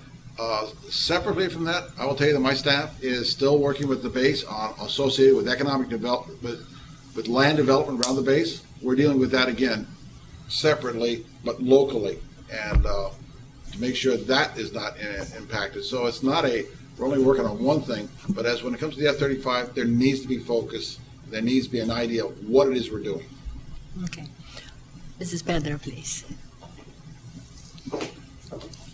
Yes, good evening, Honorable Mayor, members of the City Council. As indicated in your report associated with this item, the City of El Centro has been approached actually by the County of Imperial, and as you will note in the report, they've already agreed to provide a financial contribution of $10,000 to Imperial Valley United, which is the agency that's has grouped together to pursue this the home basing of the U.S. Navy F-35C Joint Strike Fighter. They have approached the various cities in Imperial County to consider a similar contribution. And from what I understand, they are interested in obtaining these funds to hire a consultant to assist with the efforts of home basing the F-35C Joint Strike Fighter here in the Naval Air Facility based here in El Centro. We did provide a copy of the staff report that was provided to the County Board of Supervisors. And again, this is a similar request that's being presented before you. At this time, staff has no recommendation as to the amount that you would like to consider towards this contribution. Therefore, we're looking for your direction on how to respond to this financial request from the county. Let me add some more pieces that would have this triangular approach, comments from Mr. Duran and then from Mrs. Pedra, and what I was able to gather and glean as I attended these meetings. Each jurisdiction, the county absolutely put forth a challenge, and they're put in $10,000. I know the individuals have approached the IID. I don't know what the outcome was because that meeting was held today. They're also looking for some private contributions, and that letter will be going out to those individuals. But they've asked each public institution to come up with said amount of funds. Now, the issue for me is I am absolutely in support of the strike fighter being located here or home-based here at NAF. I'm absolutely in support of the consultant being hired and working in conjunction with the team that has been put together through each jurisdiction having a representative. But the question becomes, which should be the focus for this consultant? As Mr. Duran alluded to, at one point the consultant was going to be worried about, in my mind, the wrong area, and that was whether or not we were going to have BRAC and base closing. I think our primary focus should always be on whether we can attract the strike fighter here and not have it go to Lemoore. The second piece to that was whether or not we were able to engage the support from our two senators, not so much for them to actually support us, since both of these cities are in the state of California, but have them stand down and remain neutral and not support either one, so that that would tip the balance, the scale of balance, to one jurisdiction over the other. Some number of years ago, Lemoore had already approached Senator Feinstein, and she'd written a letter in their favor. So now we're trying to get that unwound, if you will. Having said that, the consultant is looking at a variety of ways to try and assist us. Part of the thing is that we believe that there will have to be a certain group or individuals that need to go back to Washington, D.C. to work with individuals either from the Secretary of Defense or the Pentagon. We know that the House is the unit that actually goes through appropriations. Right now, it seems to be a little bit at a stalemate, I should say, because this is an election year and nothing is coming out of the House that makes any sense to, at least to me. So with that in mind, I would be suggesting for the council's consideration a $5,000 contribution now, and we revisit this again in October for the additional $5,000 to see how things are going. Now, if there's any questions, I would try to answer them. If Mr. Duran might be willing to answer some, or either Mrs. Pedra.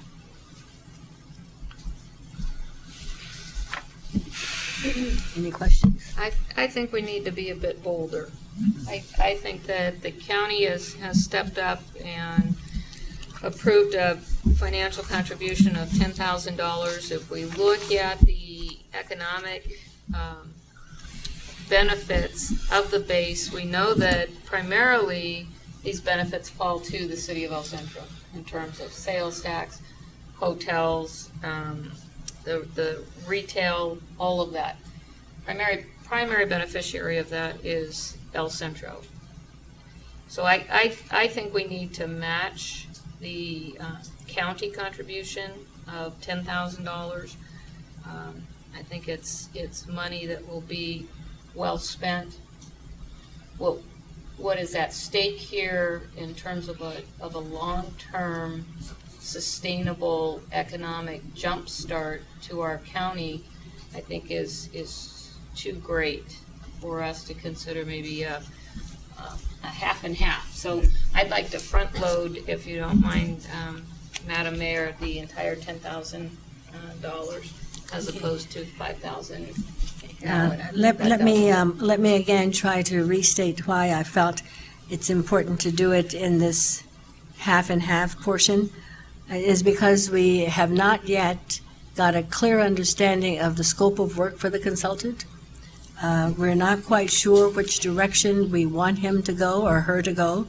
I think it's a him.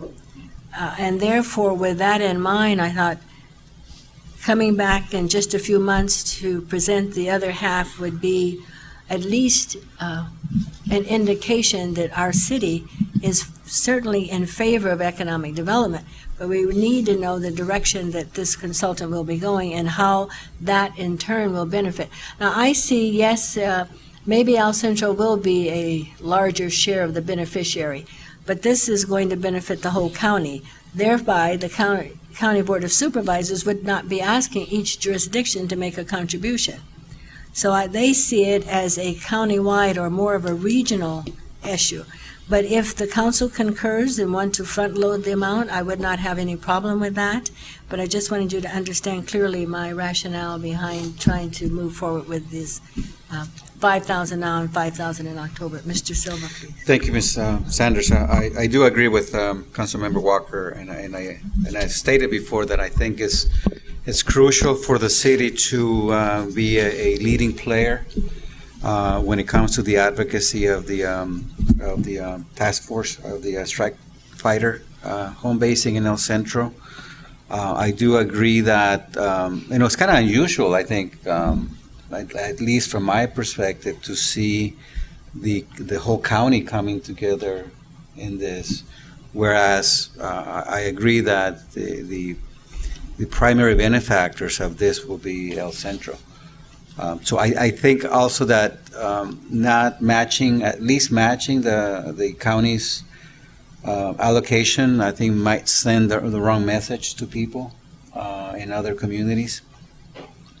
I think that we are definitely an underdog when it comes to the selection. I heard that Lemoore has an upper hand on the process, so we have to be bold. We have to be proactive. We have to be very mobile and the advocacy for this. And I do agree that we should at least match the county's request allocation, and I would support that motion as well. I don't think a motion was made, but if that was a motion, Ms. Walker? Was that a motion? I didn't hear it. I'd like to, we'll discuss it a little more? We'll Okay. conclude with comments, and then, Okay. yes, that will be coming back as a motion. Mr. Jackson, do you have any comments? Yeah, I would also concur with Council Members Walker and Silva. From my position on the County Workforce Board, we've always looked at the renewable energy industry as the industry that might bring this county and including the city of El Centro out of our economic situation. But certainly the F-35s coming on would certainly be that shot in the arm of livable wage jobs. We're looking at 2,000 civilian jobs, another 2,500 military jobs. I concur with Councilmember Silva that it's certainly an uphill battle to be able to attract them. The one thing that I think we do have in our favor, and the thing that I've heard many times over from the last 2 or 3 commanding officers and everybody that seems to come to NAF El Centro, is the warmth and the acceptance of this community of our military men and women at NAF El Centro, which I think is somewhat contradictory to what they may face in Lemoore. I think there's a lot of contentious behavior around the facility there, and of course the encroachment of homes and housing around the base.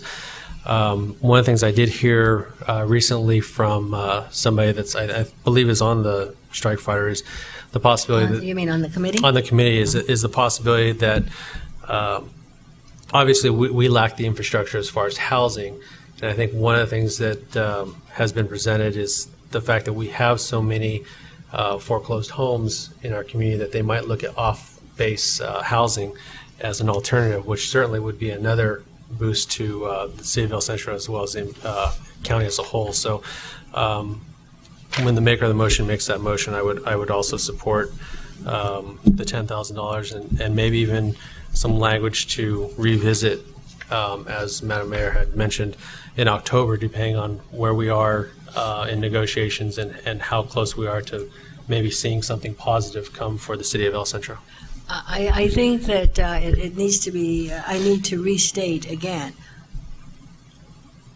My position on putting in 5,000 is in no way an indication that I'm not in support. I've put in several hours and a lot of time working with this and trying to decide which might be the best avenue. We all know that a project of this nature is a long-term project. So if housing is going to be needed and off-base housing would be needed, I think we would have the time in order to secure that. Because this is not, these F-35 strike fighters will not be built tomorrow. Again, I want to stress and underscore the fact that this is coming out of the House of Representatives. That's the body that makes the appropriations. There's been an on again, off again, and I believe as that information was coming to me, I was forwarding it on to each of you regarding what was happening at 8 o'clock, and then there was the bill for amendments at 9 o'clock, and by noon it was scratched altogether. So there's a lot of fluidness in this whole process. But of course, I definitely will support this issue, but I just thought it'd be better to come back and look at it again. Mr. Solomon, you have any? Yeah. The thing that stood out with me was the fact that I wanted to know how much are we willing to put into the kitty in order to bring this to the Imperial Valley. Not bring it, it's already here, so we'll just be taking advantage of it. It starts off small, next thing you know, there's 5,000 for something else, and then another 10,000. I just wanted to know, where is the cutoff point? Where is it that we won't go any higher and jeopardize other programs within our budget? One of the reasons why I think they should put the facility down here is that they won't have to worry about where their employees are in the summertime. They'll know that they'll be in an air-conditioned building someplace and not walking the streets. So they will have them doing the kind of things that they need to do. If it's working on their projects, they'll do it. So we offer something that you're not going to get anyplace else, and that is people working 8 hours a day for their pay. So, but it's, as far as the 5,000 or the 10,000, I just want to know what is the cutoff, if there is one. I don't think that has been determined as at this point. Right now, the County Board of Supervisors, through Mr. Terrazas, has placed a challenge on the table.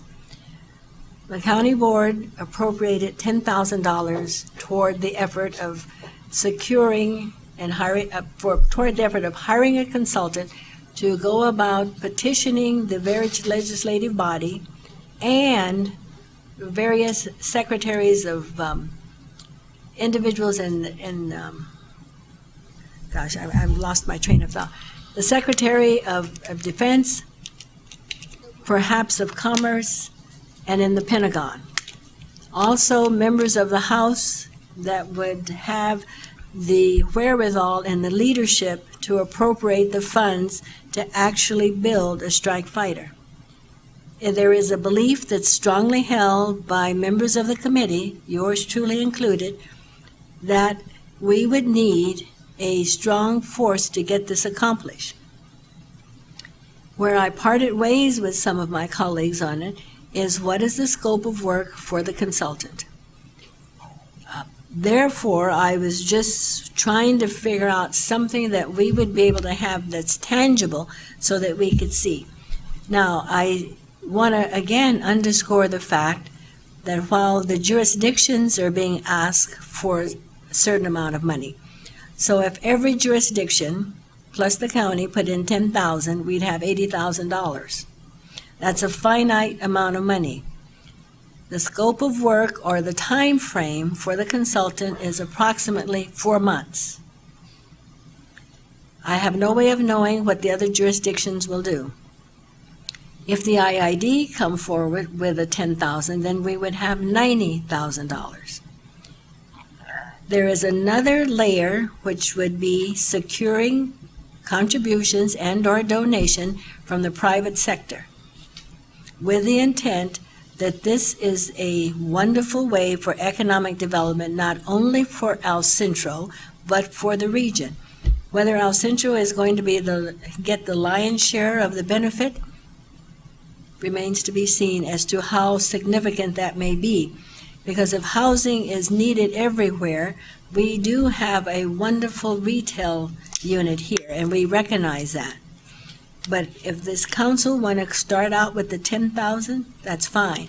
If you want to come back and revisit it in October, which is that length of time before the consultant will have something tangible for us, and then a determination could be made based upon whether we want to go further or whether the 10,000 is all that we can do as a jurisdiction, and then whether or not we want to support and go out and help the committee secure some private funds to make this become a reality. So, Mr. Duran, do you have anything else to add? Just in the case of whatever your motion is that it includes, it allows the city to, city manager's office to draw from the reserve or contingency as appropriate. Okay. Mrs. Beather, do you have anything else to add? Ms. Walker, are you ready with your motion? Make a motion that the City of El Centro, using funds from our reserve in the general fund, approve a financial contribution of $10,000 to Imperial Valley United in support of the U.S. Navy F-35C Joint Strike Fighter home basing at NAF El Centro. Second. Okay, I needed to, I thought I heard 2 seconds or just one? I think both of us have. You both second? It's fine. Doesn't matter. All right, well, we have a motion by Ms. Walker, Councilmember Walker, rather, and seconds by both Silva and Jackson.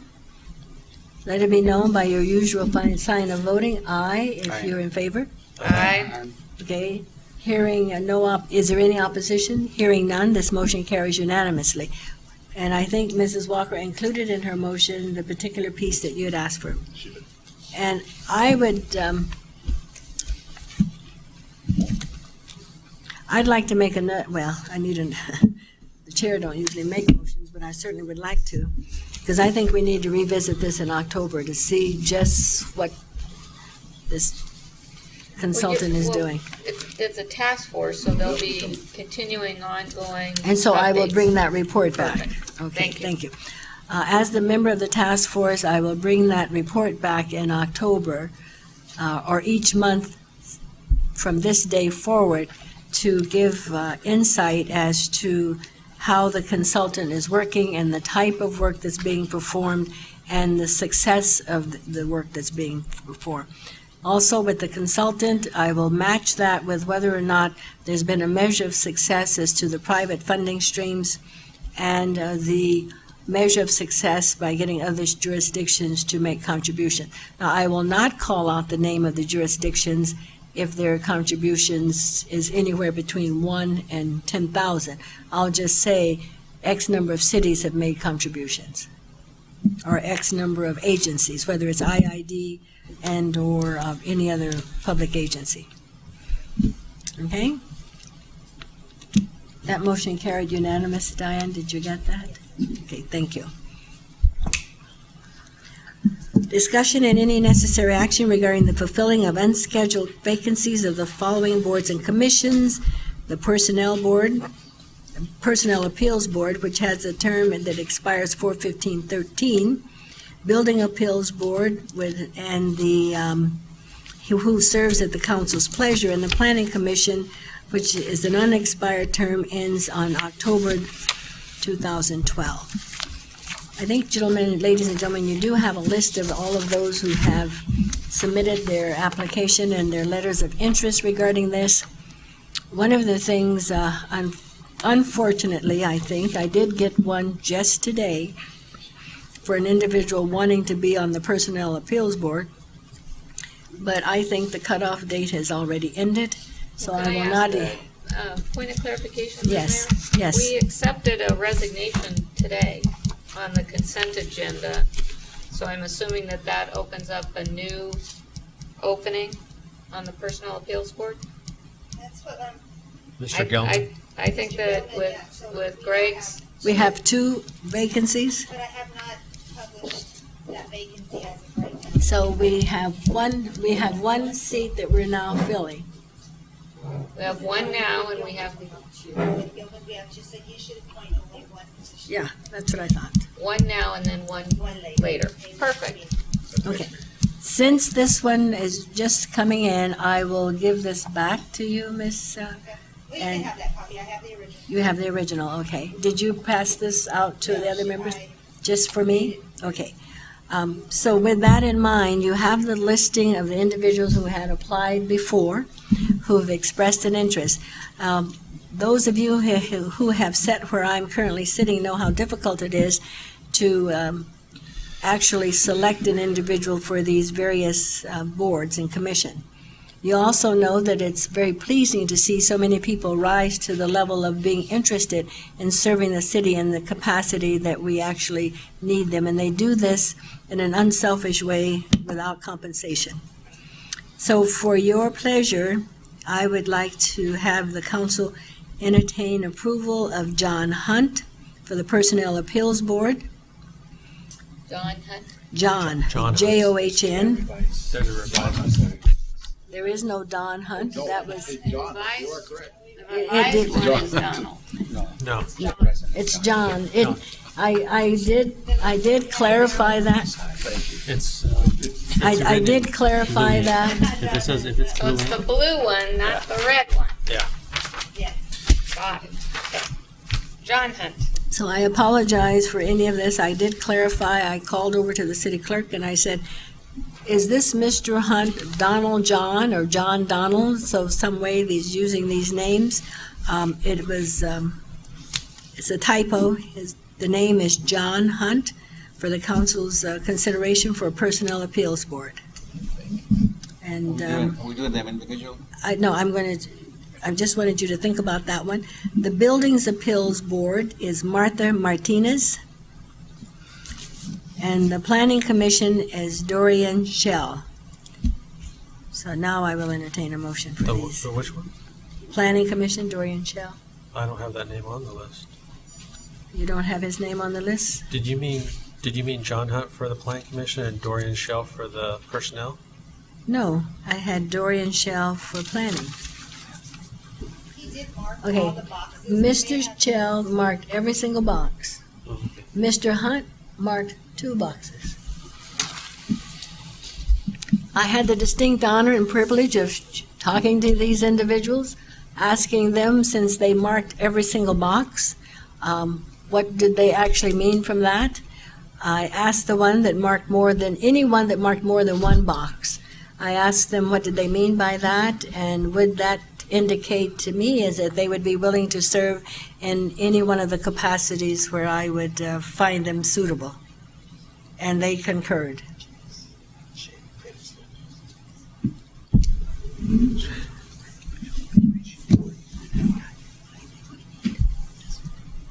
I'm ready for a motion, ladies and gentlemen. Make the motion. Okay, Could we take these separately, Ms. Sanders? you may. Personnel, I'd move Mayor's recommendation for the Personnel Appeals Board and for the Planning Commission. Second. okay. It's moved by Walker, second by Silver for 2. Personnel Appeals Board, which is John Hunt. Planning Commission, Dorian Chell. And all in favor, let it be known by the usual sign of voting. Aye. With regard to the Building Appeals Board, That carries unanimously, Ms. I'd like to see that item brought back. I think that there are a couple of other additional candidates for the mayor to interview. For the Building Appeals Board. Yes, ma'am. I don't have them on my list. I talked to every single person that I had available on the list. And I have a date and a time that I talked to each one. And I have those with me. My point is, I believe there's additional candidates that have not yet had an opportunity to file their application. That may well be, but I think that I have postponed this now. This will be the second meeting in order to try to fill these slots.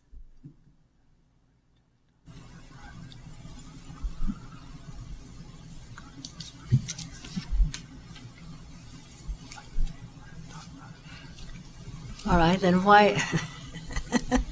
I'm sorry. I think we need a 5-minute break, please. We'll take a break. I'll take a break.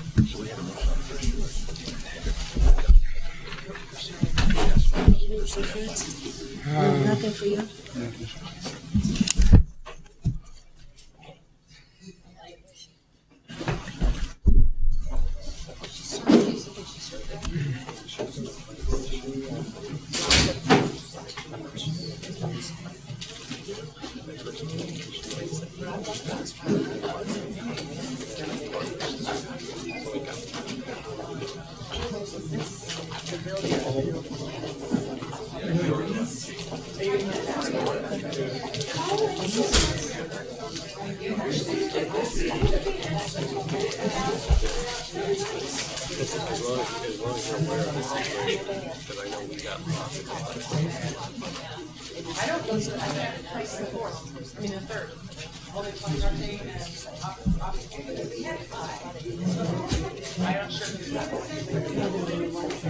I think that we could go out and recruit somebody.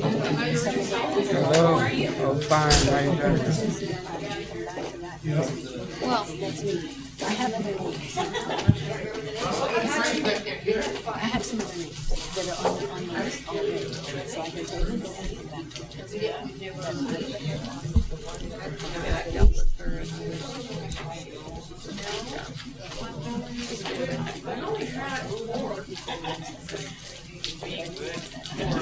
right, exactly. If they have those waffles.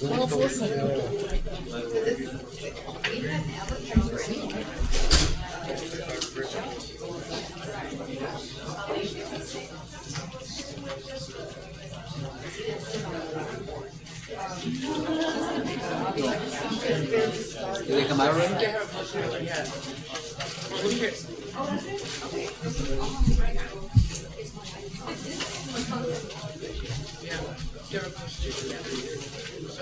It's still early, it's only 5 hours.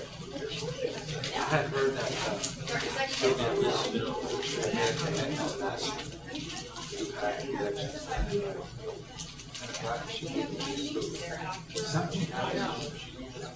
I'm not sure what that is. Yeah. Yeah, thanks a lot. Huge lots. Yeah. I know that Gilbert's on phone all night, Rob's on phone all night, Sylvia's on phone all night. There's lots of things that can go wrong. Because last year, even if it wasn't out.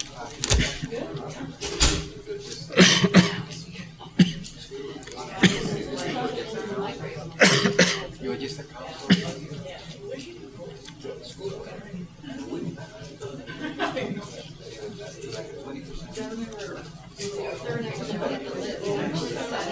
When's my library opening?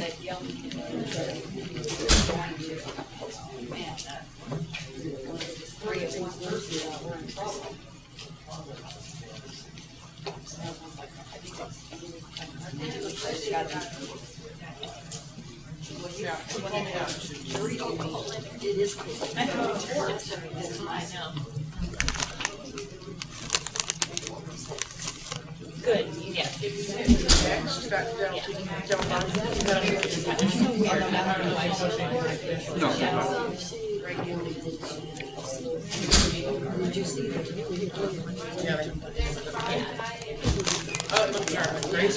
I want it. So, I'm not even part of it. I think dying to know how it's turning out. I mean, we budgeted, I believe it's $25,000.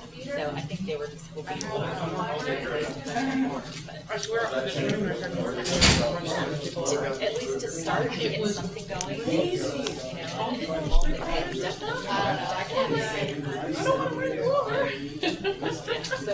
because people were just like, yeah, that's street corners on the sides and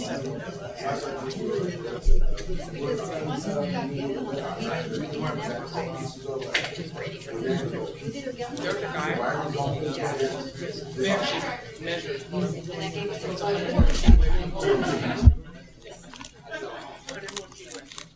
Like, really?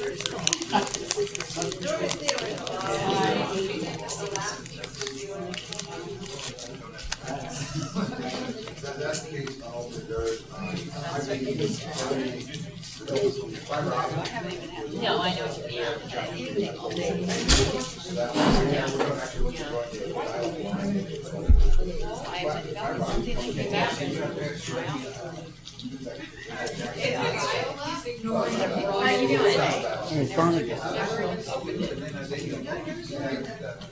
Coming along slow. Yeah, I just had back surgery. He's just been suffering, and he finally found a doctor that I think identified what's really going on. And, you know, it's a long recovery. He feels pretty good. He's been up and around, and he says he's not having pain shooting down his leg, and, you know, he's getting a lot of numbness and tingling down from his leg. He says he's not feeling that anymore, but, you know, he's sore. But it's only been a few days. I was like, Dad, you know, they told you it's going to take 6 to 8 weeks, you know. I think he thought he was going to walk out of there and feel like he was 18 again or something, you know.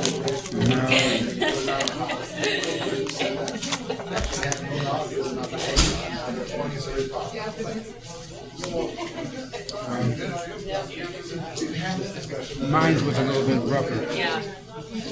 Because they went in with my spinal cord. And they went in there 4 times. And they were saying, if you go into the spinal cord once and you come out of there, you left it. So 4 times. The doctor said he didn't want to do it anymore. So, we'll see. Are you doing a lot of physical therapy? Maybe not as much as I should. Yeah.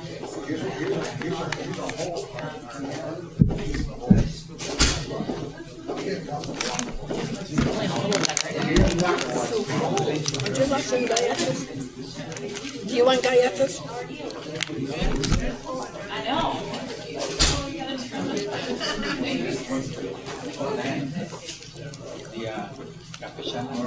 Well, it's good to see you. I'm glad Yes. keep going. Well, thank you for asking. Yeah. That's all right. That's all right. But it worked out very well. Because it was in my mind that we could say, okay, it's done. And he just needed to come. But it's okay. Didn't it just show up? Yeah. I couldn't even tell him. Well, I know it. So you see how well he did? I thought he became quite active, considering his personality. I thought he did. Because I said, you're not going to get up there and embarrass anybody. You or yourself or any of the staff. And he did. I thought he did. Yeah, but he did. That's what he said. He was. Did you hear him say? I don't remember. Yeah.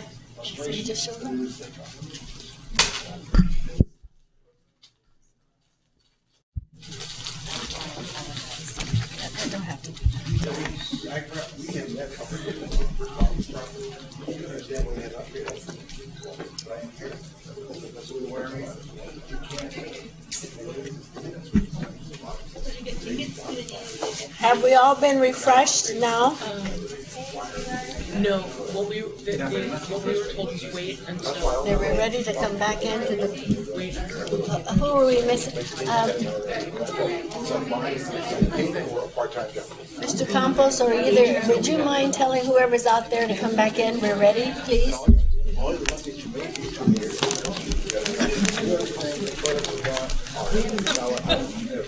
My seat keeps moving.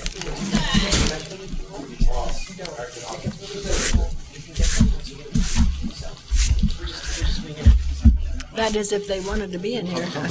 You may have. I asked him to ask you to come in, then I should have said, ask them if they want to come in. Maybe they wanted to stay out.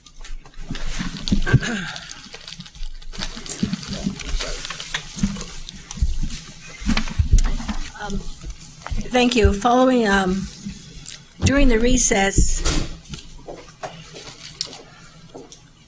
information was provided to me so that I will table the appointment for the Building Appeals Board and have that come back the next time.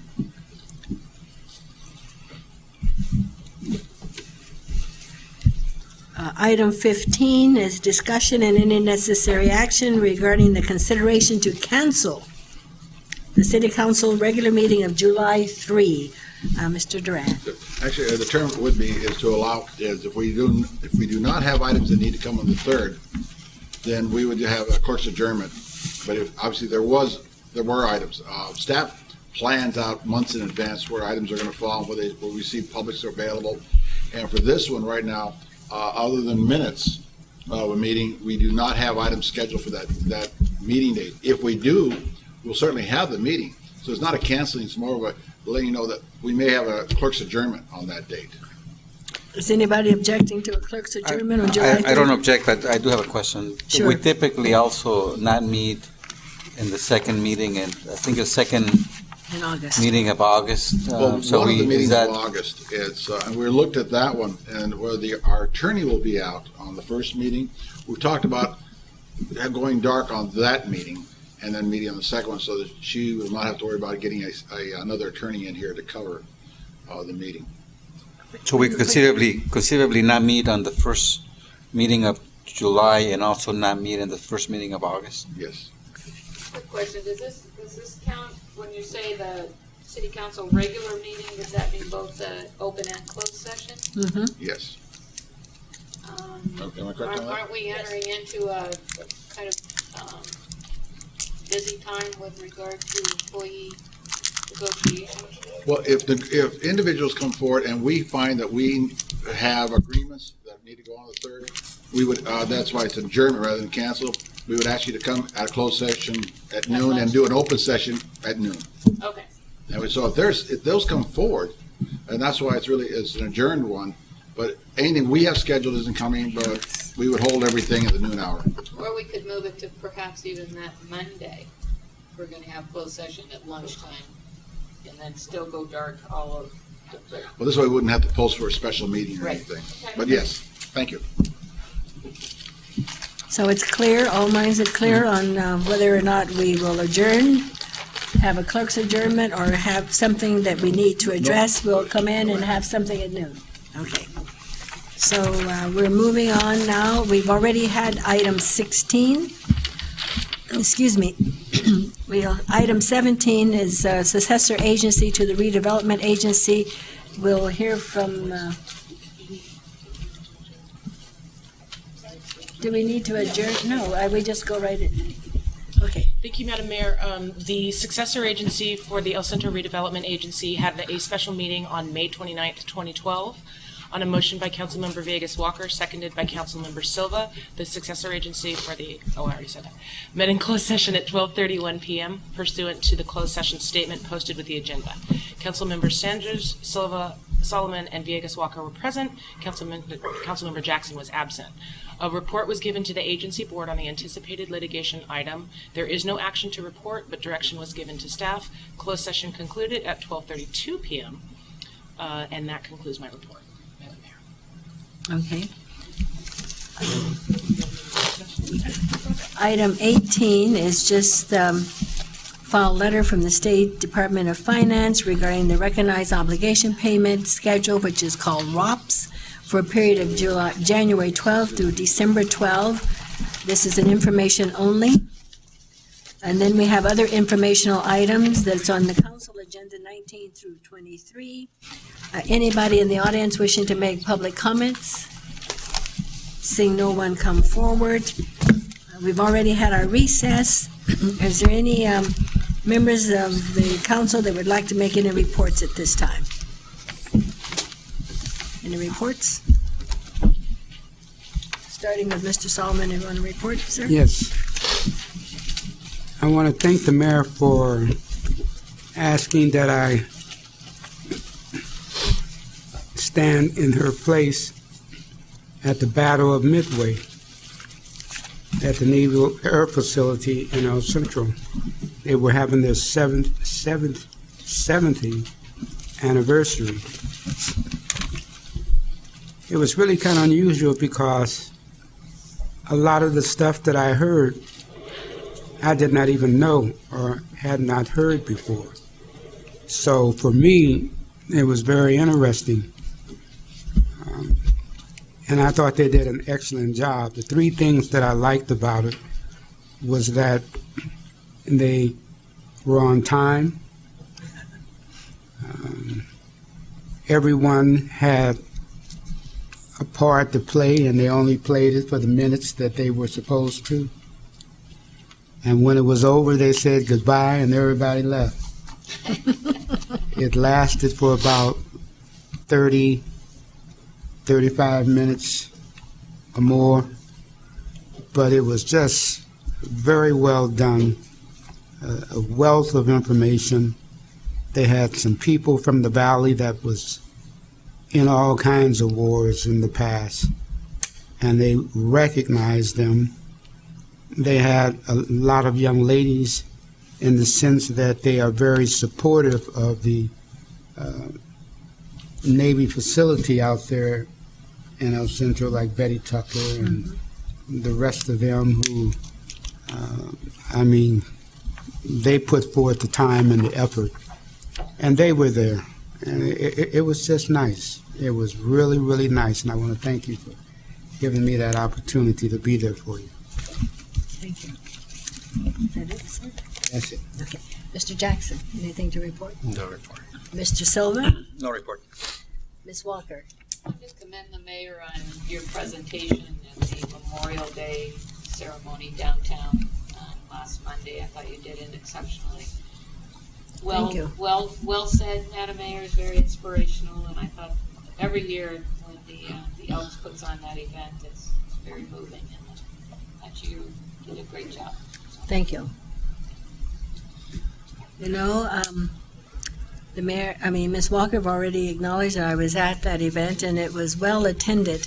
It's always a very moving event around Memorial Day to recognize the fallen soldiers for their contribution to this nation, and to see the demonstration of how they actually set a table for the missing soldiers, and they have various symbolic things that they place there, a cup or a glass that's upside down for those who won't be available to toast with their family, salt because they cry bitter tears, and you cannot help but have goosebumps as you watch the young men who come out representing each department of the military, and the songs, patriotic songs that are played, and then the blowing of taps and the 21-gun salute. All of that was done with such grace and style and with the solemnness which makes you feel quite humble to be an American, to recognize what freedom really means. And for those of us who've traveled abroad and perhaps have traveled abroad at times when the world was in a state of chaos, yours truly was in France during the time of the first Desert Storm.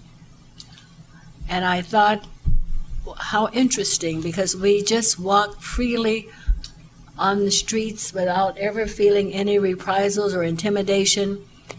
And then at late night, it came on and said, we ask all Americans who are visiting here to please go to the American Embassy. I thought, my gosh, what is this about? So I rushed over to the embassy, and they were telling us that if you possibly can, get out. At that time, the French president was rather friendly to Saddam. Without, I said Desert Storm. Let me repeat, this was not Desert Storm. This was when he invaded Kuwait. And we wanted him out of Kuwait, so that was Desert Storm. And I thought, well, who could be friendly to Saddam, especially when we didn't find him friendly? But the French president was, and so Americans were not treated very kindly. So we got the notice if we were there, or actually I didn't get it personally, just a big flash. Any American here, we ask that you would please head out as quickly as you can. If you have tickets, get on the plane and head home. For the first time, it occurred to me how wonderful it is to be an American, how wonderful it is to actually live in the land of the free and not be concerned about the tyrants that are in the world. For some reason, it never occurred to me how awful it would be to not feel safe. But at that occasion, I really felt a little bit of fear. In fact, I felt a lot of fear. And the first thing when you're so far away from home on a 13-hour flight, you wonder if you're going to even make it home. So as I sat in the airport, waiting for my plane, you have your little bags and you want to carry everything you possibly can on. And individuals were going by because the airport is extremely busy. People from everywhere were in there.